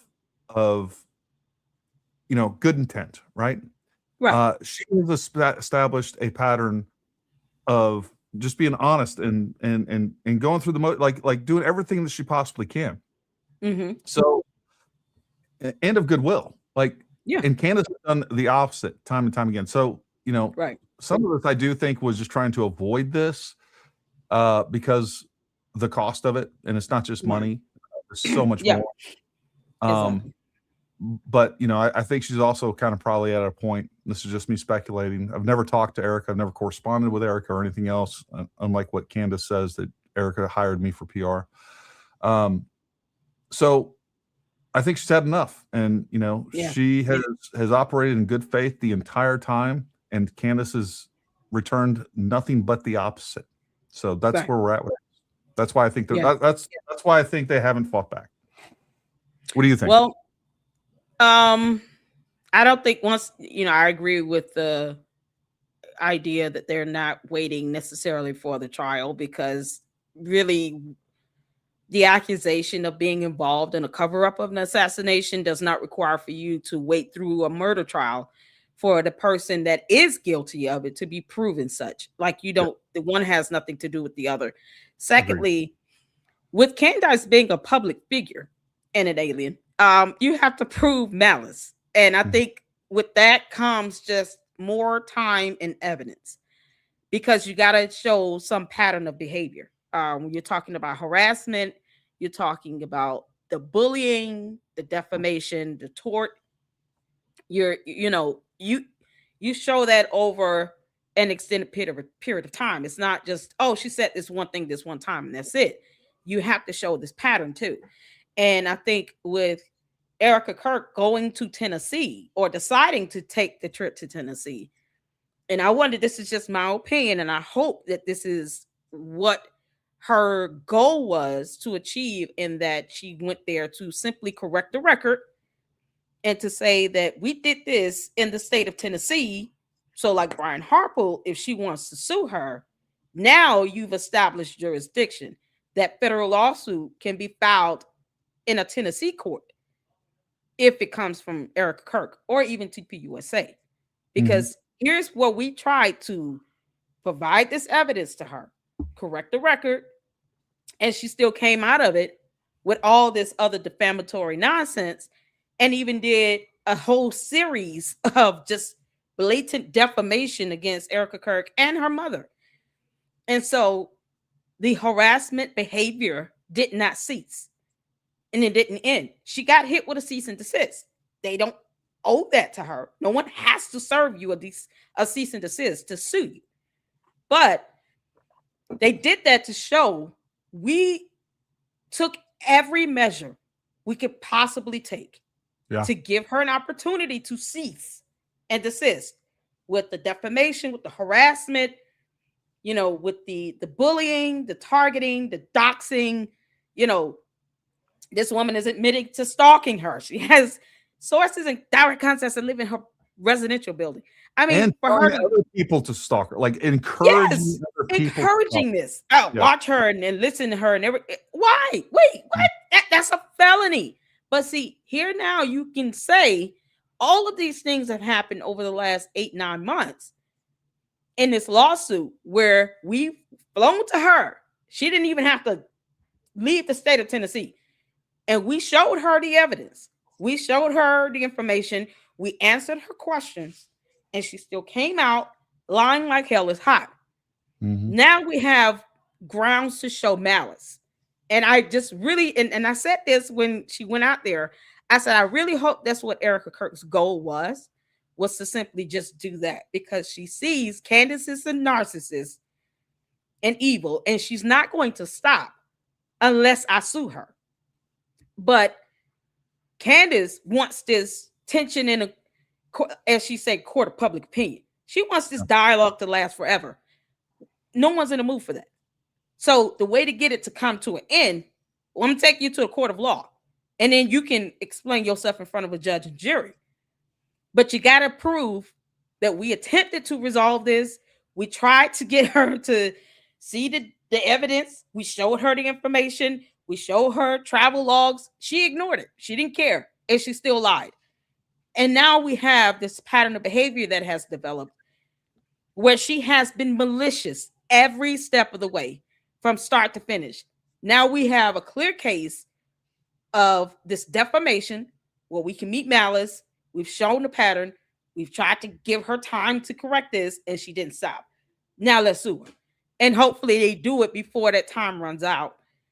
Because I understand Erica Kirk doesn't want to take her to court. I know that. But she's going to have to. Yeah. She's just going to have to. For her safety and protection, she's going to have to.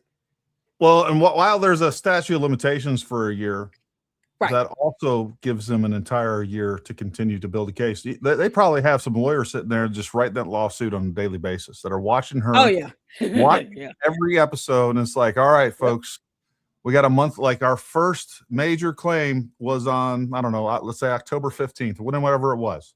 All right. So it's October 15th. We got a month. Like, let's go ahead. We got it all together. We've added 50 things more just in the last 3 months that going to prove our case. So they could be strategically building that case as we speak. And you better believe they have a couple lawyers doing that, probably multiple lawyers doing that, at least keeping track, so that if they are ready to sue, it's like, take it up to the court, file it, let's go. But they're just, I mean, Candace is providing them ample opportunity, and she gets involved in evidence. Like, again, when, this is one thing we talk with the beard lawyer. When you're given a cease and desist, right, and instead of ceasing and desisting, you decide to turn that into double down. You ratchet it up. Like, the judge, neither the judge nor a jury is going to, would you? It's like, can you, I mean, just imagine sitting there with 12 reasonable people in a jury, 12 reasonable people. And you have to lay this out. You don't get like 9 months to get indoctrinated by this nonsense. You get to see the stark comparison of where it started, where it ended. Hey, Charlie Kirk was killed on this date, and this is what happened. Boom, boom, boom, boom, boom. And you're like, my God, man, this woman is evil. Yeah. Those lawyers are going to lay it out, and it is just going to be like, it's going to take them 10 minutes to deliberate whether or not, like, that's it. If that, the longest amount of time was like, hey, how much do we need to take from this woman? And exactly. Can we do a garnishment? All of it. We want to take it out her check. Can we do that? Well, you know, the only thing that concerns me about that is, look, I think no matter what, to some extent, if that happens, and maybe even when it comes to the Brian Harpole, because her career is pretty much over. Because when you take away the grift, she has nothing. Folks, when you look at Social Blade, and you look at where we see some significant spikes for our audience, the significant spike came from the Macron case, completely built on fantasy, completely built on nonsense. She's going to get sued over that. And then the next big spike was the Charlie Kirk. Before that, she had a fairly small audience. Yeah, she was. And why did she have the audience she had to begin with? Because of Charlie Kirk, because of Ben Shapiro. Candace would not have made it on her own. She would not have made herself. She was made through Charlie Kirk. Charlie Kirk made her originally, got her out there in the public, taught her, coached her, mentored her, and then she stabbed him in the back, went to PragerU, ultimately ended up at Daily Wire. Ben Shapiro gave her a huge audience and gave her huge opportunities, and look at how she treated him. Without those people, Candace Owens would have never been on. She would still be back there doing social autopsy stuff. She'd still be working for the left, failing at everything that she does. Right. But you take away her ability to grift, her ability to just spew lies and defamation and defamatory statements about people and accusations. You take that away from her, I don't think she has a show. I don't think she has anything to offer us. Yeah, I agree. And I think that's what these lawsuits are going to start doing. It's going to start telling on her, because she has doxed people for years. She has gone after people and targeted people for a long time. This isn't that her doing that isn't new. It's the idea that people are finally saying this is enough. I'm suing you. I'm taking you to court. That's what's new, because she hasn't been, Treehouse News should have sued her. There's so many people that should have sued her a long time ago. This girl had a whole website, and this demon had a whole website where she was doxing minor children. And all of those parents should have taken her to court. They could have did a class action. They didn't. And that's the thing. You become more emboldened the more you believe you're getting away with it all. Nope. You explain this to a judge and jury, you got a comment, heifer. And I'm going to be laughing all the way, Candace. You can kiss my butt. Yeah, my only concern with that Lord have mercy. Her husband is like, I'm not under. He doesn't care. The misconception that her life is going to change all that much. I think her career is pretty much going to be over. But with that being said, like, her husband is worth hundreds of millions of dollars, and you better believe that money is going to be separated. That's probably going to be untouchable. I don't know how. Does he have a prenup? You think? That I don't know. But I promise you, his money, which came from his father when he was getting married, I'm sure they made sure that was safeguarded in a way that anything stupid she does or says wasn't going to affect that amount of money. I think the blackmail that allegedly that Candace has on him is what his prenup is. You're like, I know. Yeah, that photo with Milo or something. What's his name? Milo. The Milo photo. Come in. I know who was in your sweet nothings in there. I know who was in there. I know what was going on when you wrecked that truck. His name was Bob. Yeah, I thought it was more like a Joseph. Probably. You didn't think more of a Joseph. I don't Not know. there. Yeah, no, Joseph has a ring to it. I gotta work on my British accent. Joseph is not there. I suspect old Georgie, this is my opinion. I suspect old Georgie likes him big and burly, and he likes a big old burly.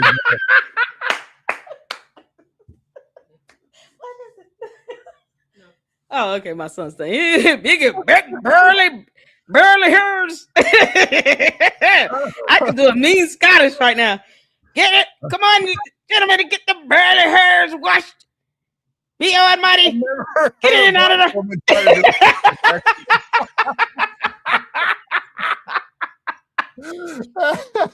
Look in Fred in the burly hairs. George, come wash with me. George, kick rocks. How we get deported? Oh my gosh.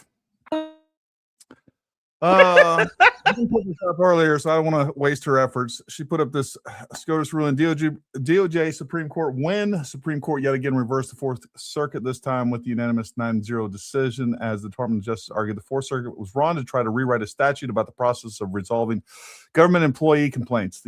This unanimous result reflects a key principle that we fight for. Judges should be judges, resolving the case before them, and should never try to seize Congress roles, legislate from the bench.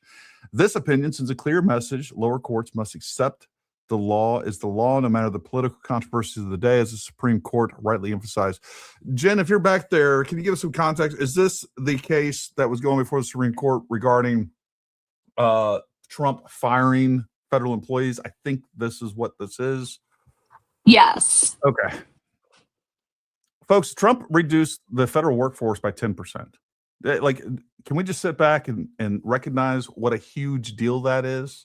Like, do you understand how hard it is? And we should be able to reduce it by 50%.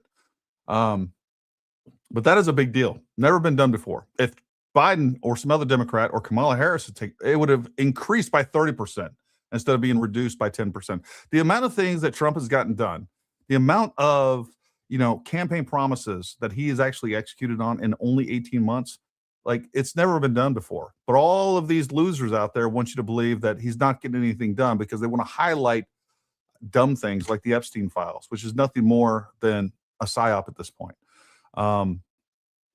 So like, Trump's gotten a lot done. Net negative migration. Crime is down by like 50%.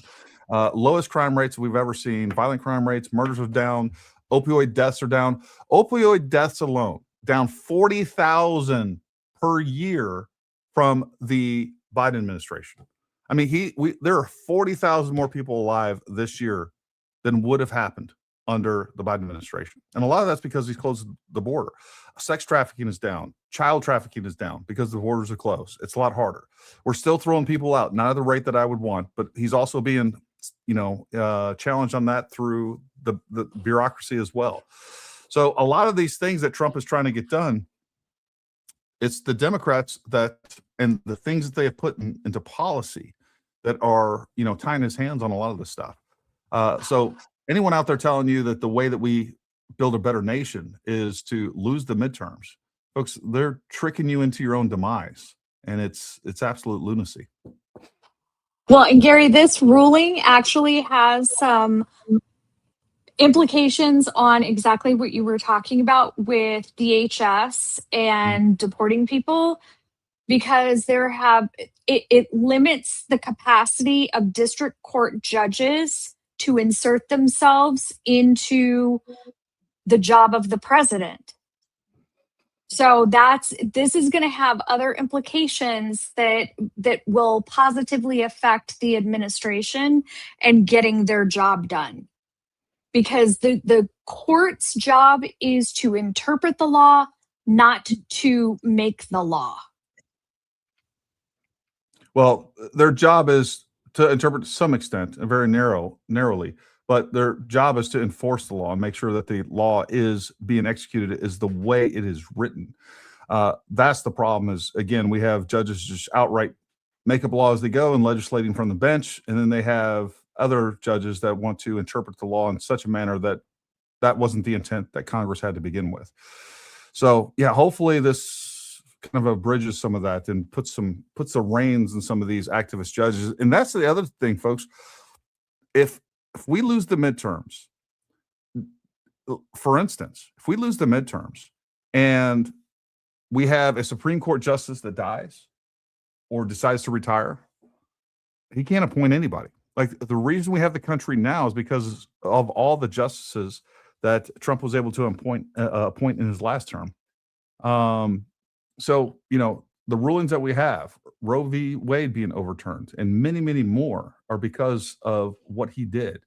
The other thing they're going to be able to do, especially if they win 2028, is they're going to be able to flood. Number one, they're going to be able to pack the court. All right, they're going to probably move it to 13, I believe they're talking about. But they've already said that they're going to do that. The other thing that we're going to see if we lose the midterms is we're going to see Trump impeached again. So there's a lot to lose here, and I mean a lot, because if they win 2028 and they get the House and the Senate, folks, I don't see how we ever recover from it. They are definitely going to open the borders again. We're going to have 10 million plus flooding in this country per year.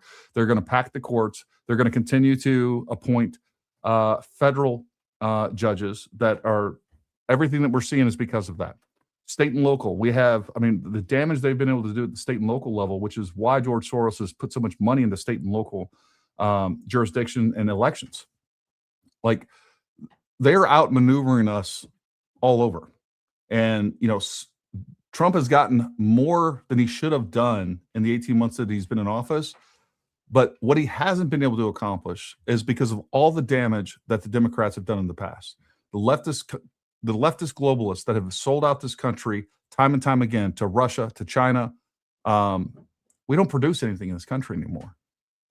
We finally have some of the highest amounts of oil production that we've ever had. And now we're also exporting, and Trump has capitalized on everything that's going on with Venezuela, everything that's going on with Iran, and we've increased exports like we never had before. So there's a lot going on, and the only thing that they can point to is high gas prices and the Epstein files. That's what they got, and they use it to their advantage every single time. Real quick, I want to get Lady Luck's thoughts on those. Now I got her looking like Wilson from Home Improvement. I think Eric Kirk will sue. The suit will likely be large and include the breach of contract, tortious interference, etc. I agree. I think on principle at this point, and just to preserve Charlie's legacy and to preserve TPUSA, I think they have to. I think Candace, unfortunately, is given no other choice, as we've discussed. Gary, love your guest. She's hilarious. I agree. I love Lady Luck too. Oh, thank you. Let's talk about that. Let's talk about what we have at stake at the midterms. And I know you don't like to get too political, but I'm going to twist your arm and make you get political anyhow. What do you see? What do we have at stake in this country? Well, I think a lot of what in my headphones have died, so forgive me if you're getting an echo. Oh, we're good. Okay, cool. So, I think what we're seeing is the Supreme Court ruling is a huge change. And I agree that, we have three branches of government that exist for a reason. They should exist separate but co-equal in power. When it comes down to the policies that, the president has in place, they need to be for the benefit of the people, for the majority of the people in this country. And it needs to improve our way of life, our quality of life. And I think what you're seeing with these attacks from these people, I don't follow Tucker Carlson like that, but from him and Candace and, Megan, that whole bunch, where they're claiming to be conservative and they're infiltrating this platform, the Republican movement, the, MAGA movement, conservatism. You got all these people that are proclaiming to be this, but they don't uphold the values of what they stand for and what they believe in. So naturally, they go against any policies that, conservatives and Republicans want in place that they fully stand for and support. You got all this opposition because you got all these people infiltrating it and muddying the waters. Yeah. And if you're not careful, you'll have that influence, like Candace going out to Russia to speak at a forum with Russia. Like, they're a complete enemy of the U.S. What are we doing? They're not allies with them. But yet you see this happening, and the people who are supporting her, are becoming the crowd is getting bigger. The cult is growing and getting bigger.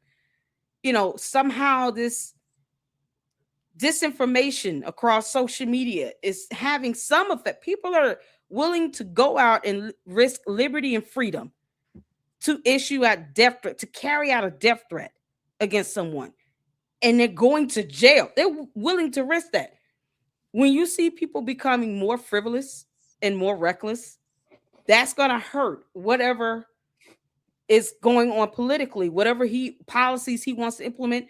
You're going to have this reckless disregard of. You're going to have people combating it, not fully thinking about, could this actually, help keep more money in my pocket and lower taxes, or, ensure a better quality of life. They don't think about that. All they want to do is antagonize and attack. And so if you're not careful, you end up having that goal accomplished, because you have some people on YouTube, on social media, persuading how people think and perceive the person, but not thinking about the policies, not thinking about what he's actually implementing, and would it be, helpful for Americans overall.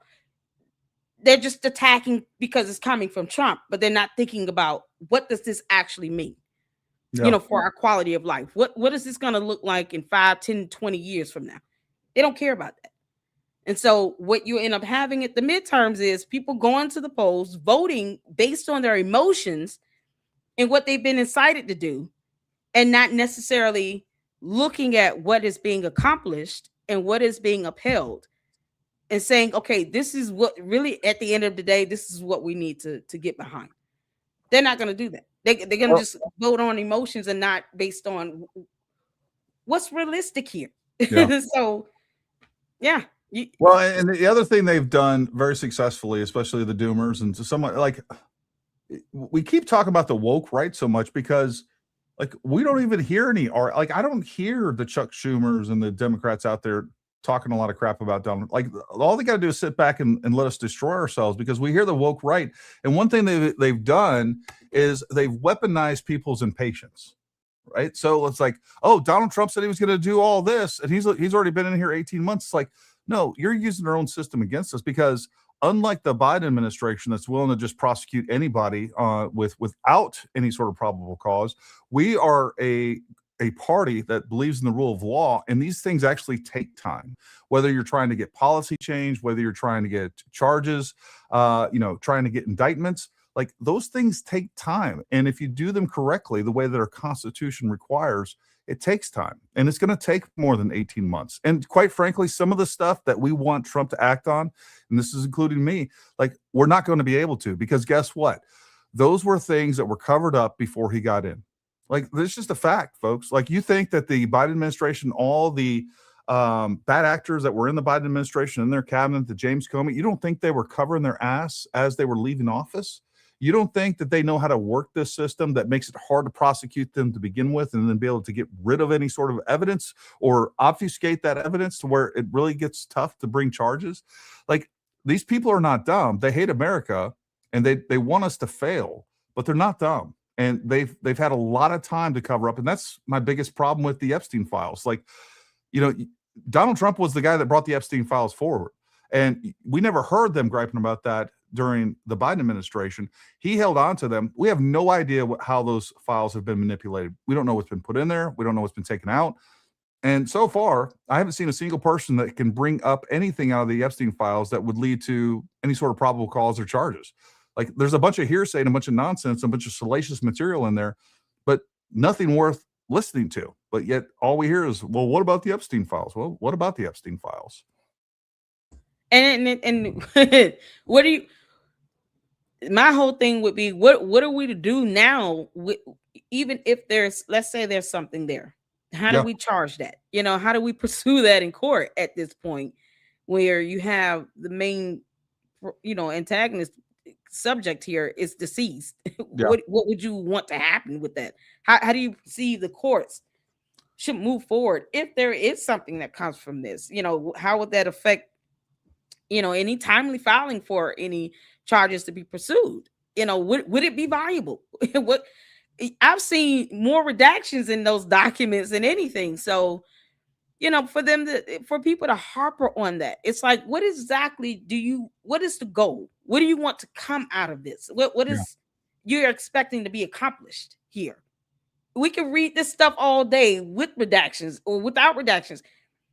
Okay, we've read it. And now what? What's next? So at the end of the day, I don't think that we're going to see any evidence that would lead to any charges under the Constitution. Like, maybe, and that's the problem, is some of these people were like, well, this person's mentioned in the Epstein files, we just need to charge them with something. I mean, that's the desperation. And by the way, folks, it's not talked about enough. John Mappin, he's in the Epstein files. Yes, he is. How come we don't hear about that? How come no one's calling for John Mappin to be investigated? How come that's not happening? But it's just, it's been. And here's the thing that pisses me off the most. It's like, okay, we have these Epstein files that go back to the early 2000s. We can't find really any victims that I've seen so far. I mean, there's hearsay of this.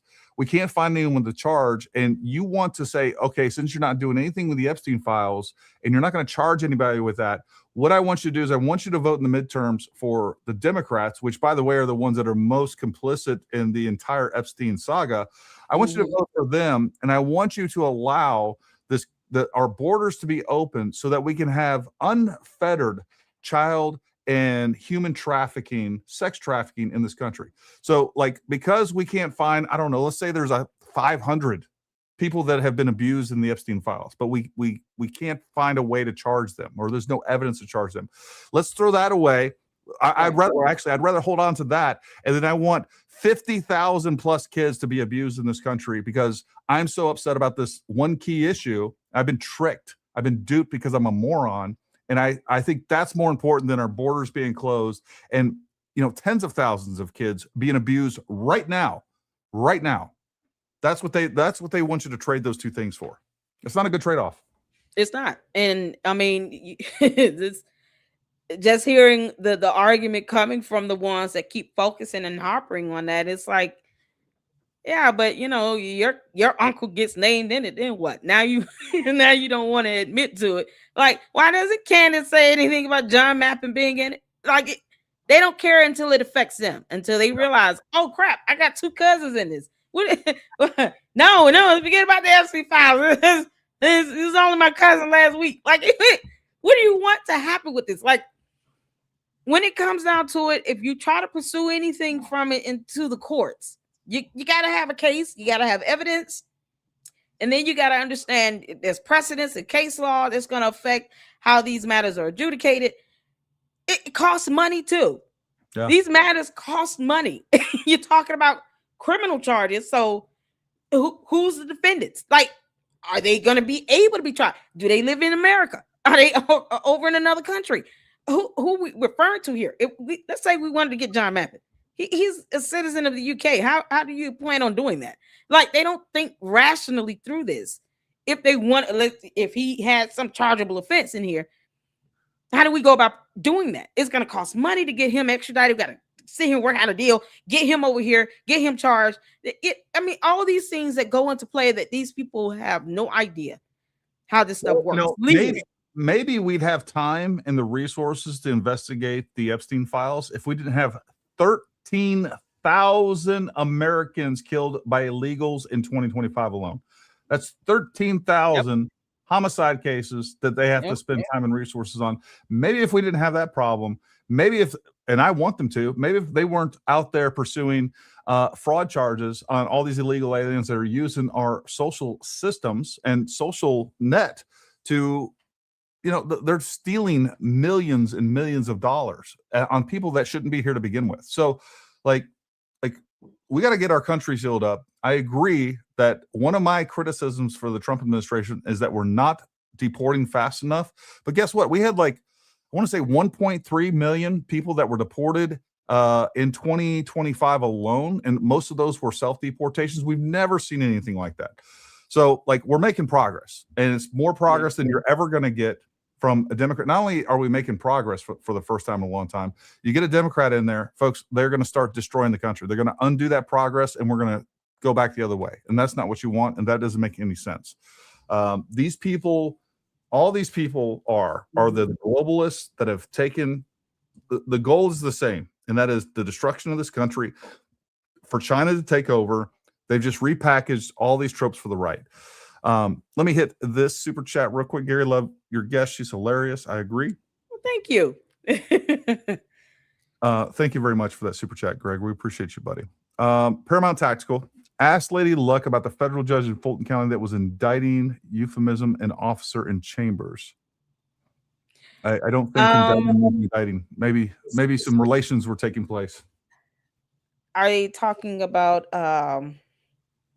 the chief judge in the Superior Court of Fulton County? Yeah, I don't know. Indicting an officer in chambers? Lady Luck, are you in the you in the Atlanta area? Yeah, I'm in nice. Atlanta. Yeah, that's where when I met my wife, she lived in Norcross. She worked in Norcross. I'm trying to think of where she lived, just outside of Norcross. But yeah, she's from Georgia, went to UGA, all those good things. Georgia girl. Yeah, we're trying to get rid of Fannie. Y'all want Fannie Willis?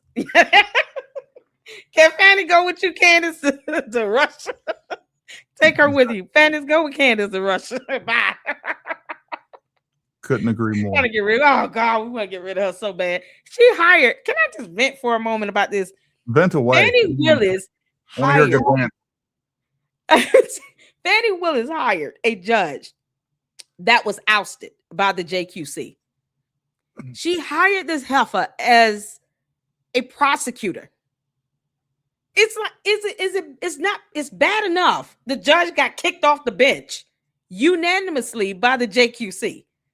And this judge and I reported on her name is Shamila Williams. Shamila Williams was a Fulton County Superior Court judge, a god-awful one, that was facing over 30 misconduct charges. And the JQC pursued those charges. 3-judge panel unanimously voted to remove her from the bench. Before she could be officially removed, she quit because she's a clown and she should have never been elected to the bench in the first place. And what does Fannie Willis do? Say, oh, yeah, that would be a good prosecutor. What you mean? Of all the people that went to law school, people who actually deserve the right to be prosecutors, you go and get this judge that was ousted and removed from the bench.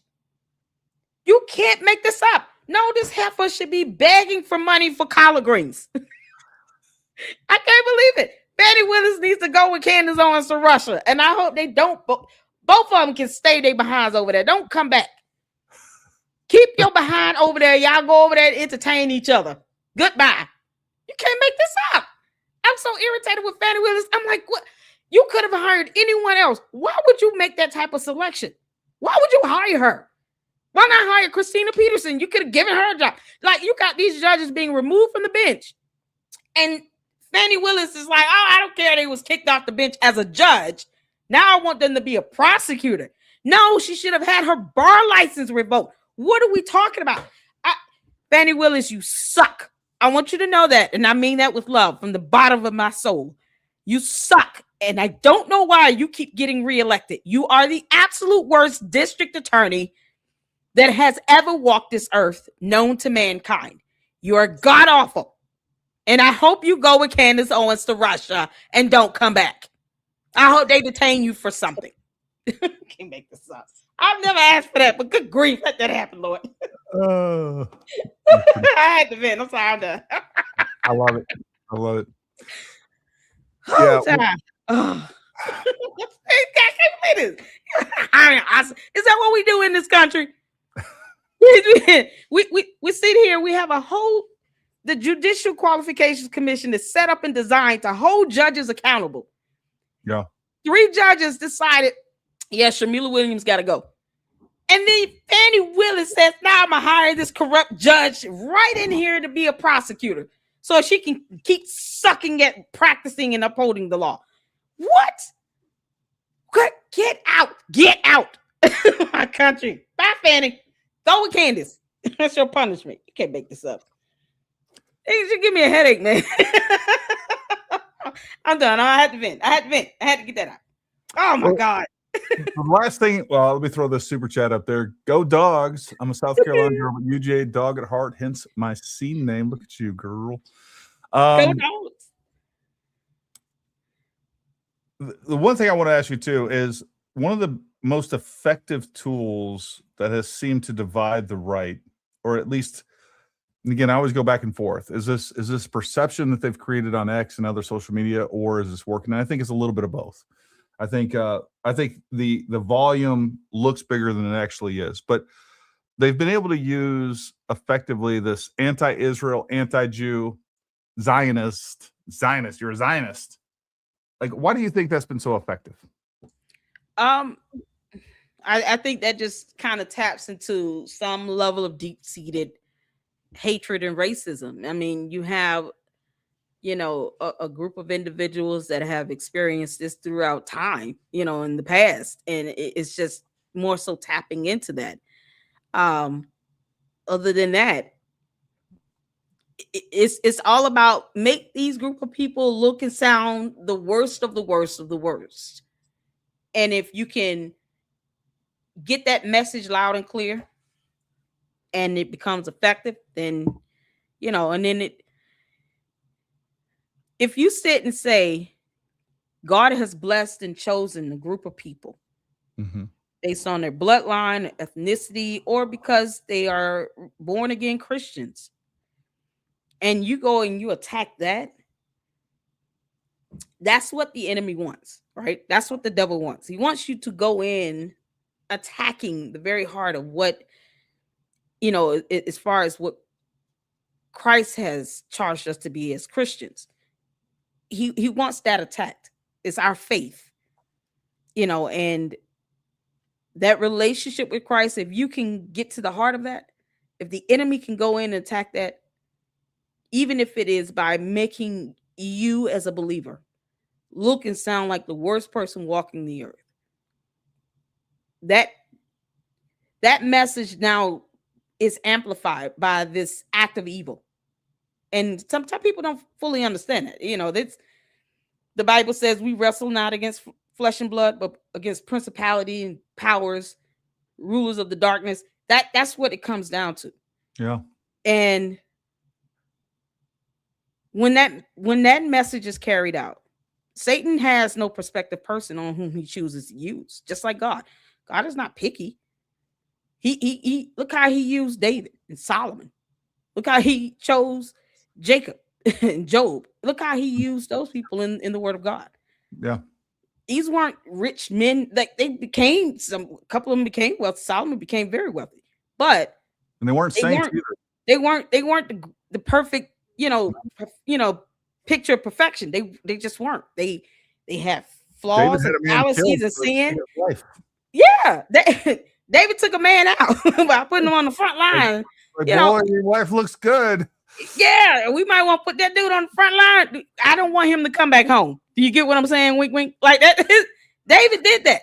So but these are the people that God chose for a reason. Yeah. And the devil, he does the same thing. He doesn't care who he's using. He's gonna use you. If you're willing to be used by the enemy, Candace, and then he's gonna keep using you. And because she has this platform for such a time as this, until she comes down off that throne that the devil put her up on, he's going to keep using her, and she's going to keep getting that attention from other people who want to carry out and amplify this evil message and facilitate, this evil act of attacking people, because God has them protected. God has us blessed. God has us covered because we choose to follow the Word of God, because we choose to be Christian. The enemy is always going to be attacking. And the way he does it, we might not understand it. We might not see it right away, but it is, the devil operates outside the box too. And we that's the thing. Once we realize this is the enemy working, This is the enemy using this person to do this. Now we know how to fight back. We know we got to pray and we got to stay prayed up and we got to get that protection and covering of God over us. But we also have, laws of the land we have to obey. Step out of line with that. There's another resolution God has given us and afforded us here on earth. The laws of the land. Either you obey them or you don't. And if you don't, there's a legal liability. There's a consequence for that. But the devil is of no prospective person. He'll use Candace just like he used Hitler and anyone else that was evil. Yeah. He's not picky. Well, and you touched on something that I never really thought about as far as the anti-Semitic angle. You said, you have these people claiming they're God's chosen people. And we see this with non-believers against Christians too. The reason that socialism is such an attractive, or why people are so convinced that it's a good idea, is because it's an easy thing to use our own weakness against us. And one of the things that all of us are the weakest at is we get jealous real easy. We have jealousy and resentment. And that was the first time that I've thought about that when you said that. It's like when you have a people that are like, hey, I'm holy and I am part of God's chosen people, which clearly the Bible highlights that Jews are, whether you like it or not. And Christians do the same thing. That's one of the reasons that the secularists hate Christians. Like, you think you're better than me? And that's what's always used against Christians, but that's not what we think. That's you characterizing what I believe. I believe that I'm as bad or worse than you, but by the blood of Christ, I am saved. Amen. And that's the difference. I'm not perfect. I'm never going to be perfect, but I have a relationship with God, and I am tapping into the sacrifice that Jesus gave to us on the cross. Like that's the only difference.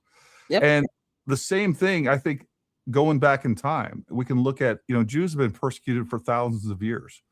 And I think that is part of it. And why it's so easy to go after the Jews. It's like, oh, you think you're holy. Oh, you think you know God. Oh, you think, oh, you're Jewish. You think you have a relationship with God. Well, you guys killed Jesus. Well, yeah, you also were fulfilling the prophecy. Like that was part of the plan.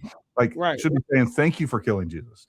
And by the way, the Romans had a hand in it too, but I don't see us ever going after the Italians. But that is like our biggest vulnerability as people. It's easy to say. That's why socialism works. Like, look at that rich guy. You're just as good as he is. Never mind that you haven't done all the work that he's done. Never mind that all the good things that person is doing with their money. They're paying taxes. They're creating jobs. They're doing all this stuff. Never mind that you've never created anything, but you should have all the same things. And that is easy to tap into the human spirit.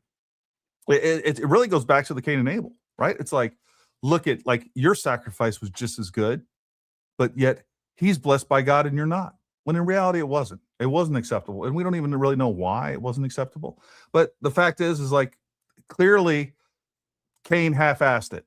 All right. That's what happened. And and now he's jealous of his relationship, of Abel's relationship with God, the fact that God blessed him because he didn't put in the work that Abel did. He didn't carve that time out or whatever it was. But I think that is something that is so innate in us. We get jealous so easy. And I've been there. I'm sure you've been there. People get jealous over the dumbest things. Like, oh, look at that person. They're skinnier than me. That person's better looking than me. They have more stuff than me. Whatever it is, like that is at our core, our biggest vulnerability. And I think that really does tap into at least one of the main things that as to why people hate Jews the way that they do. And by the way, we look at apparently 0.2% of the world's population controls the world and controls the United States.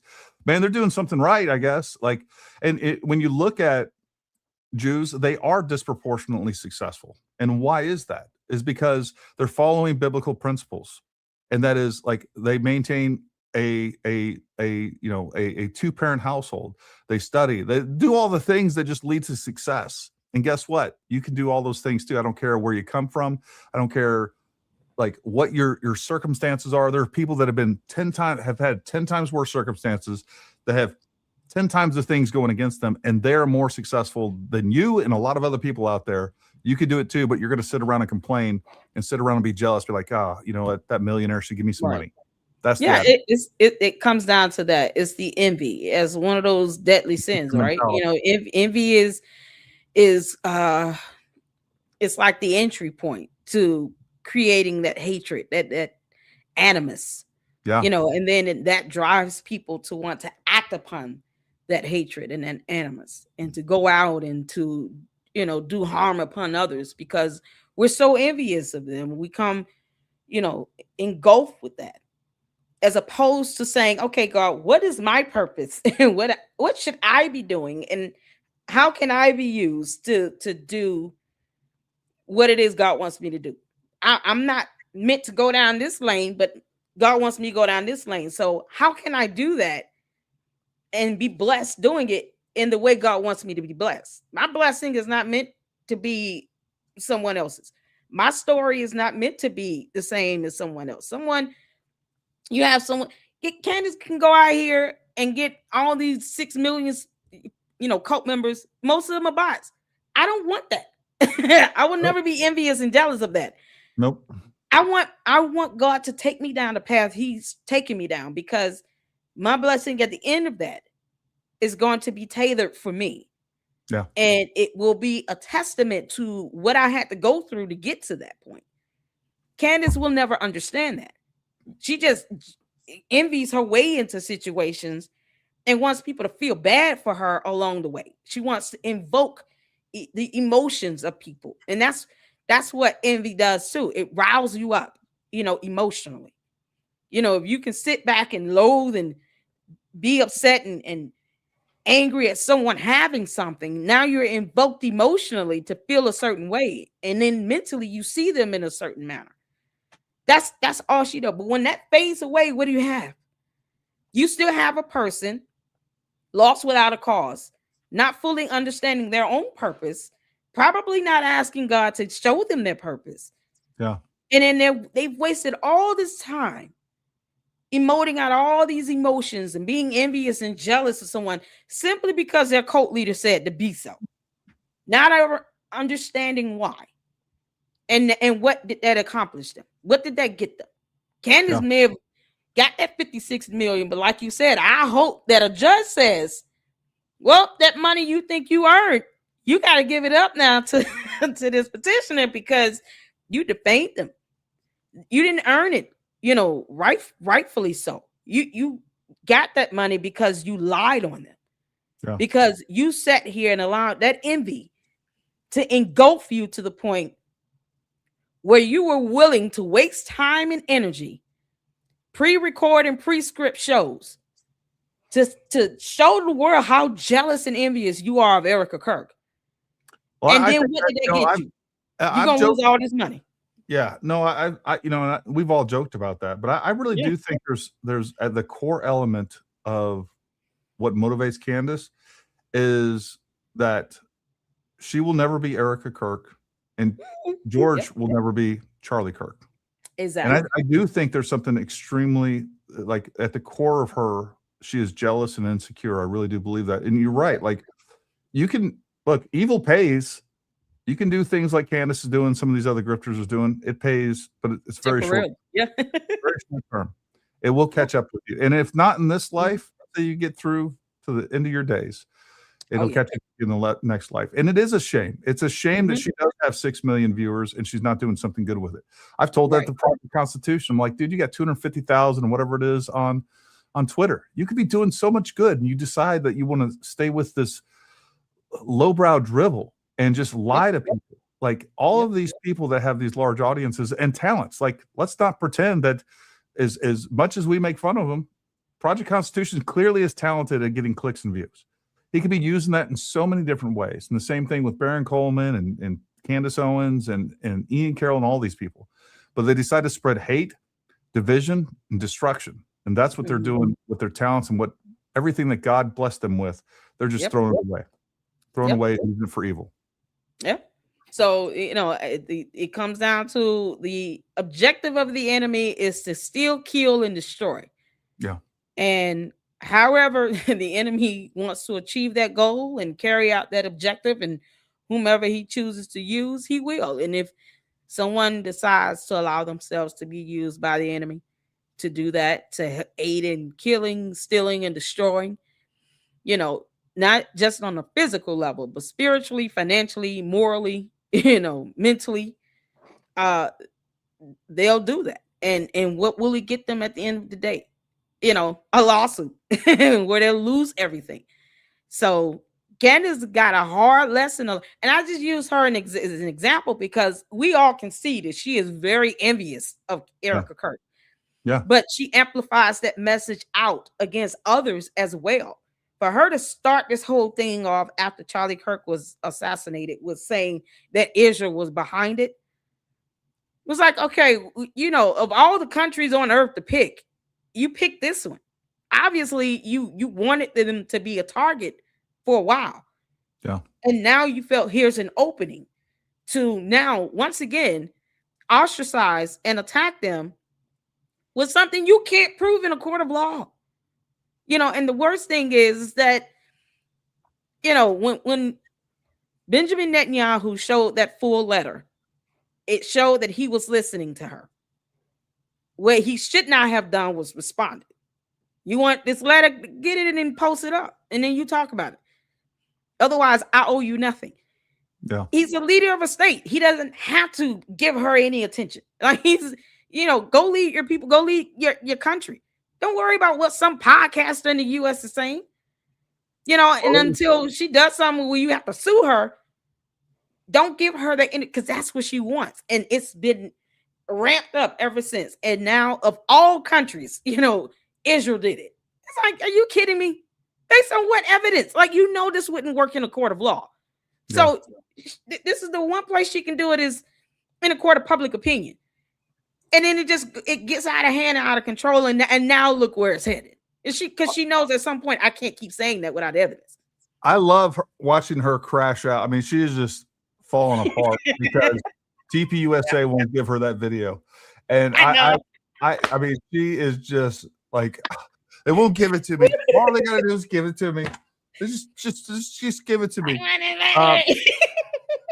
And I love that they're just out there, and you got Blake Neff out there just trolling her like, no, you're not getting the video. Don't you wish you had the video? You want this, Candace? This is what you want. I'm seeing him troll her and hit her, and I love the fact that Erica Kirk is now punching back a little bit too. Tammy McDonald says, "What does she think about the corruption in Fulton County? The stolen election of, I guess, i.e., the stolen election of 2020." I don't like corruption, period. I keep saying I want Danny Willis to get the heck on somewhere and kick rocks. God, I don't like corruption. Even being apolitical, I can't stand when corruption in any sector of government. I don't do, from judicial to the executive to the legislative. I can't stand it. If we can't say that our votes are secure, and you can't promise us, a secured election, process where we don't have to worry about where votes are disappearing to, then no. I mean, you're not winning the trust of the public. How do we feel that we have the right to vote and we're exercising it properly if we can't confirm that our votes have made it to where they should be going? At the end of the day, honestly, I think all of that should be electronic. I mean, good grief, why are we still dealing with paper ballots? But I don't like it. I don't like when there are questions that are not answered, when you can't show and prove everything that's going on. Put cameras over these booths if you have to. I don't care, but do what you need to do to help the public feel more safe and secure when they're going to the polls, that they're voting and that their vote actually counts. If you cannot, as an elected official, assure that you're doing anything to make strides to improve that process, I'm not voting for you. It's that simple. So as we come down, now we got this girl Tiffany Hinya down here trying to run for some girl. Bye. Well, I think that's part of the point, is that they want to demoralize people and make you feel like, and it's true, I don't think that our elections are secure. The other thing that we have to do to secure our election and secure our country is not only make sure that we have some sort of,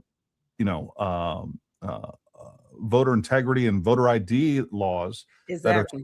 But the other thing that we need is we've got to have some sort of Like we the people, and this is not a function of government, but this is what I've been talking about. Like, we also have to fight back against lies and propaganda, because that's makes our elections just as insecure. When you have people out there that are convincing people, Donald Trump's a pedophile or whatever it is, like, those are going to sway voters. And if they knew the truth, they would vote completely different. So that is just as important. Information security is tied right into election security. And the only way to do that, because I don't want the government stepping in, I don't want Facebook and X and everybody else stepping in. The only way that we do that is we have an overwhelming amount of people that are dedicated to the truth and not narrative. And unfortunately, that's one of our biggest challenges right now. South Carolina dog fan said the Lord used crackhead hunter to put Candace. Two crackheads had an interview. I knew we had to put up a thumbnail on that one. Ginseng 7243. Gary, I am so impressed by your military service. Thank you for serving. Well, I appreciate that. Thank you very much. Thank you for serving, honey. And I saved this one for last. As we kind of close things down, I think this is a great one to close on. It says, Lady Luck is hilarious. Best line ever. We don't want Big Fanny and Nathan and her cash. I'll never forget her unhinged on the witness stand with her dress on backwards. I know. What about that? Oh, so embarrassing. Oh my God. I was like, you know what? Jay Wick called me. He was like, did you see this hearing? I was like, dude, you know I'm gonna have a headache if I watch it. Oh, she pisses him off so good. But she is infuriating. She is infuriating. She is the epitome of, and she represents that what you said with the information security that we need. You have voters that actually believe that she's a good choice. How? Based on what? This woman is a hired and ousted judge. She's been caught up in this nonsense with her boyfriend. She has mismanaged money. What are we doing? She has done what's considered malicious prosecution in many other cases. You going after somebody and pursuing someone to the point to where you're making this more personal than litigious. You don't have a case, but you're still going in and spending all this money on YSL and the president. What are you doing? When you lose focus of what you're supposed to be pursuing as a prosecutor, any judge should have said, all right, that's enough of this. You can go sit down somewhere. Go have a seat, girl. Go read a book. Bye. Bye, Felicia. But you keep going at it. And then because our courts are designed to allow prosecutors to bring matters to the court in good faith, it just kept coming back, and it's like a plague. You don't care that it's costing us millions of dollars? Like, do you not care about that? But see, when she doesn't have an issue paying her mortgage, of course she doesn't. When she's sitting out here whining and dining her boo thing, you care less. It only affects them when they get caught, it seems like. And we're sick of it. And now you got Tiffany here down here. Man, listen. We're so beyond the whole corrupt, and you're absolutely right. People have to get in front of it. Unfortunately, and I use my videos on Shamila Williams as an example. The views on those were so incredibly low. But I'm talking about a corrupt judge who has just now been hired by Fannie Willis to be a prosecutor in Fulton County. Fulton County voters aren't seeing that content. They're not seeing that information. They're not seeing the court documents where this woman should lose her bar license and be disbarred, not be hired as a prosecutor. But corruption breeds corruption. You have a corrupt DA that hired a corrupt former judge, removed from the bench for over 30 misconduct charges, and is now serving as a prosecutor. And people keep voting for Fannie Willis. We're not attacking her. We want her to go because she's corrupt, because she's not doing anything of value and being of any benefit to Fulton County. She just isn't. She's costing us money in expensive cases that she's completely lost the plot in. There's no objective goal in this at all. Why are you bringing these charges to the court? You could be bringing forth real cases where people who should be in prison should be going to prison. No, you want to sit here and harp on dumb things that are costing us millions of dollars. And for what? What is the end goal here?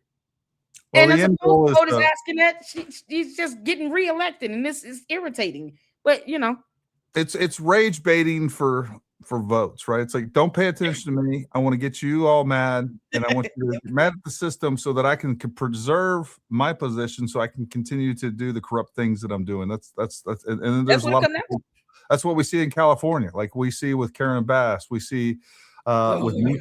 Like, I mean, it is just these people. Good job. We see it in Congress. When these people go into Congress, they're worth nothing, and a few years later, they're worth millions of dollars. It's just Yep. corruption, and you know, it's not something that's going to be fixed overnight, and it sure as hell ain't going to be fixed if we lose the midterms and put the Democrats back in power. Which, again, Republicans are corrupt too, but where we see the vast majority of corruption, whether you're looking at Minnesota, California, wherever it is, we see people just conducting themselves in a way that is self-enriching, that is taking advantage of voters, that is stealing tax dollars, that is selling our country down the river. And they want to. They're getting rich and they hate this country. That's what it comes down to. And we got to change that. I don't know that we'll figure it out tonight. But listen, this has been so much fun. We're 2.5 hours into this, and it feels like it's been 30 minutes. But well, we definitely need to get you back on soon, and we'll definitely do that. I've enjoyed this conversation. Leave us with your final words, Lady Luck. Well, y'all, Candace, you got court June 22nd at 1 p.m. Eastern Standard Time, not Utah time, you dumb alien. And we really hope that when you go to Russia, please, by all means, do us a favor and keep your dumb ass over there. We don't want you to come back, girl. Erica Kirk, please file a protection order against her. She might be able to save some money. She stays over there. I would love if she came back for the court cases and then went right back. I'm fine with that too. Well, Don't make us have to drag you over here for court, girl. No, go to court. Well, no, you can live there. Russia, she's all yours. Keep her. She'll be destroying that country before you know it too, and she'll end up in prison and tortured. Well, listen, folks, thank you so much for tuning in tonight. Lady Luck, I've enjoyed this immensely. We'll do it again soon, and thank y'all for tuning in. Y'all go follow Lady Luck. All our links are down in the description. If you're not following us on X and our other social media platforms, make sure you're following it. You might be watching on X right now. I don't know, but we appreciate your support. And the best thing that you can do for us is share our content, folks. Yes. We love the super chats. We love that you like, subscribe, and you come to every show. Share our content. Just like Lady Luck says, we're putting out good information, and when we don't get views, like, that's why people resort to the salacious and the sensational and the lies, because truth isn't always as fun, but it's important. It's the only thing that really matters at the end of the day. So thank y'all for tuning in. Make sure you go support Lady Luck. Lady Luck, you don't go anywhere. And by the way, folks, we are going to be doing a show with Ryan tomorrow. I'm making the call at 10 a.m. tomorrow. 10 a.m. or did we say 11 a.m. Jen? 11 a.m. tomorrow. We'll do it with Ryan Morrow. You're going to hear more about what's going on with Candace and what she's doing in Russia. We'll get that up, so make sure that you go and set yourself an alert. Lady Luck, stay there. But for everybody else, thank you for tuning in. And until next time, stay armed, stay ready. We'll talk to you soon.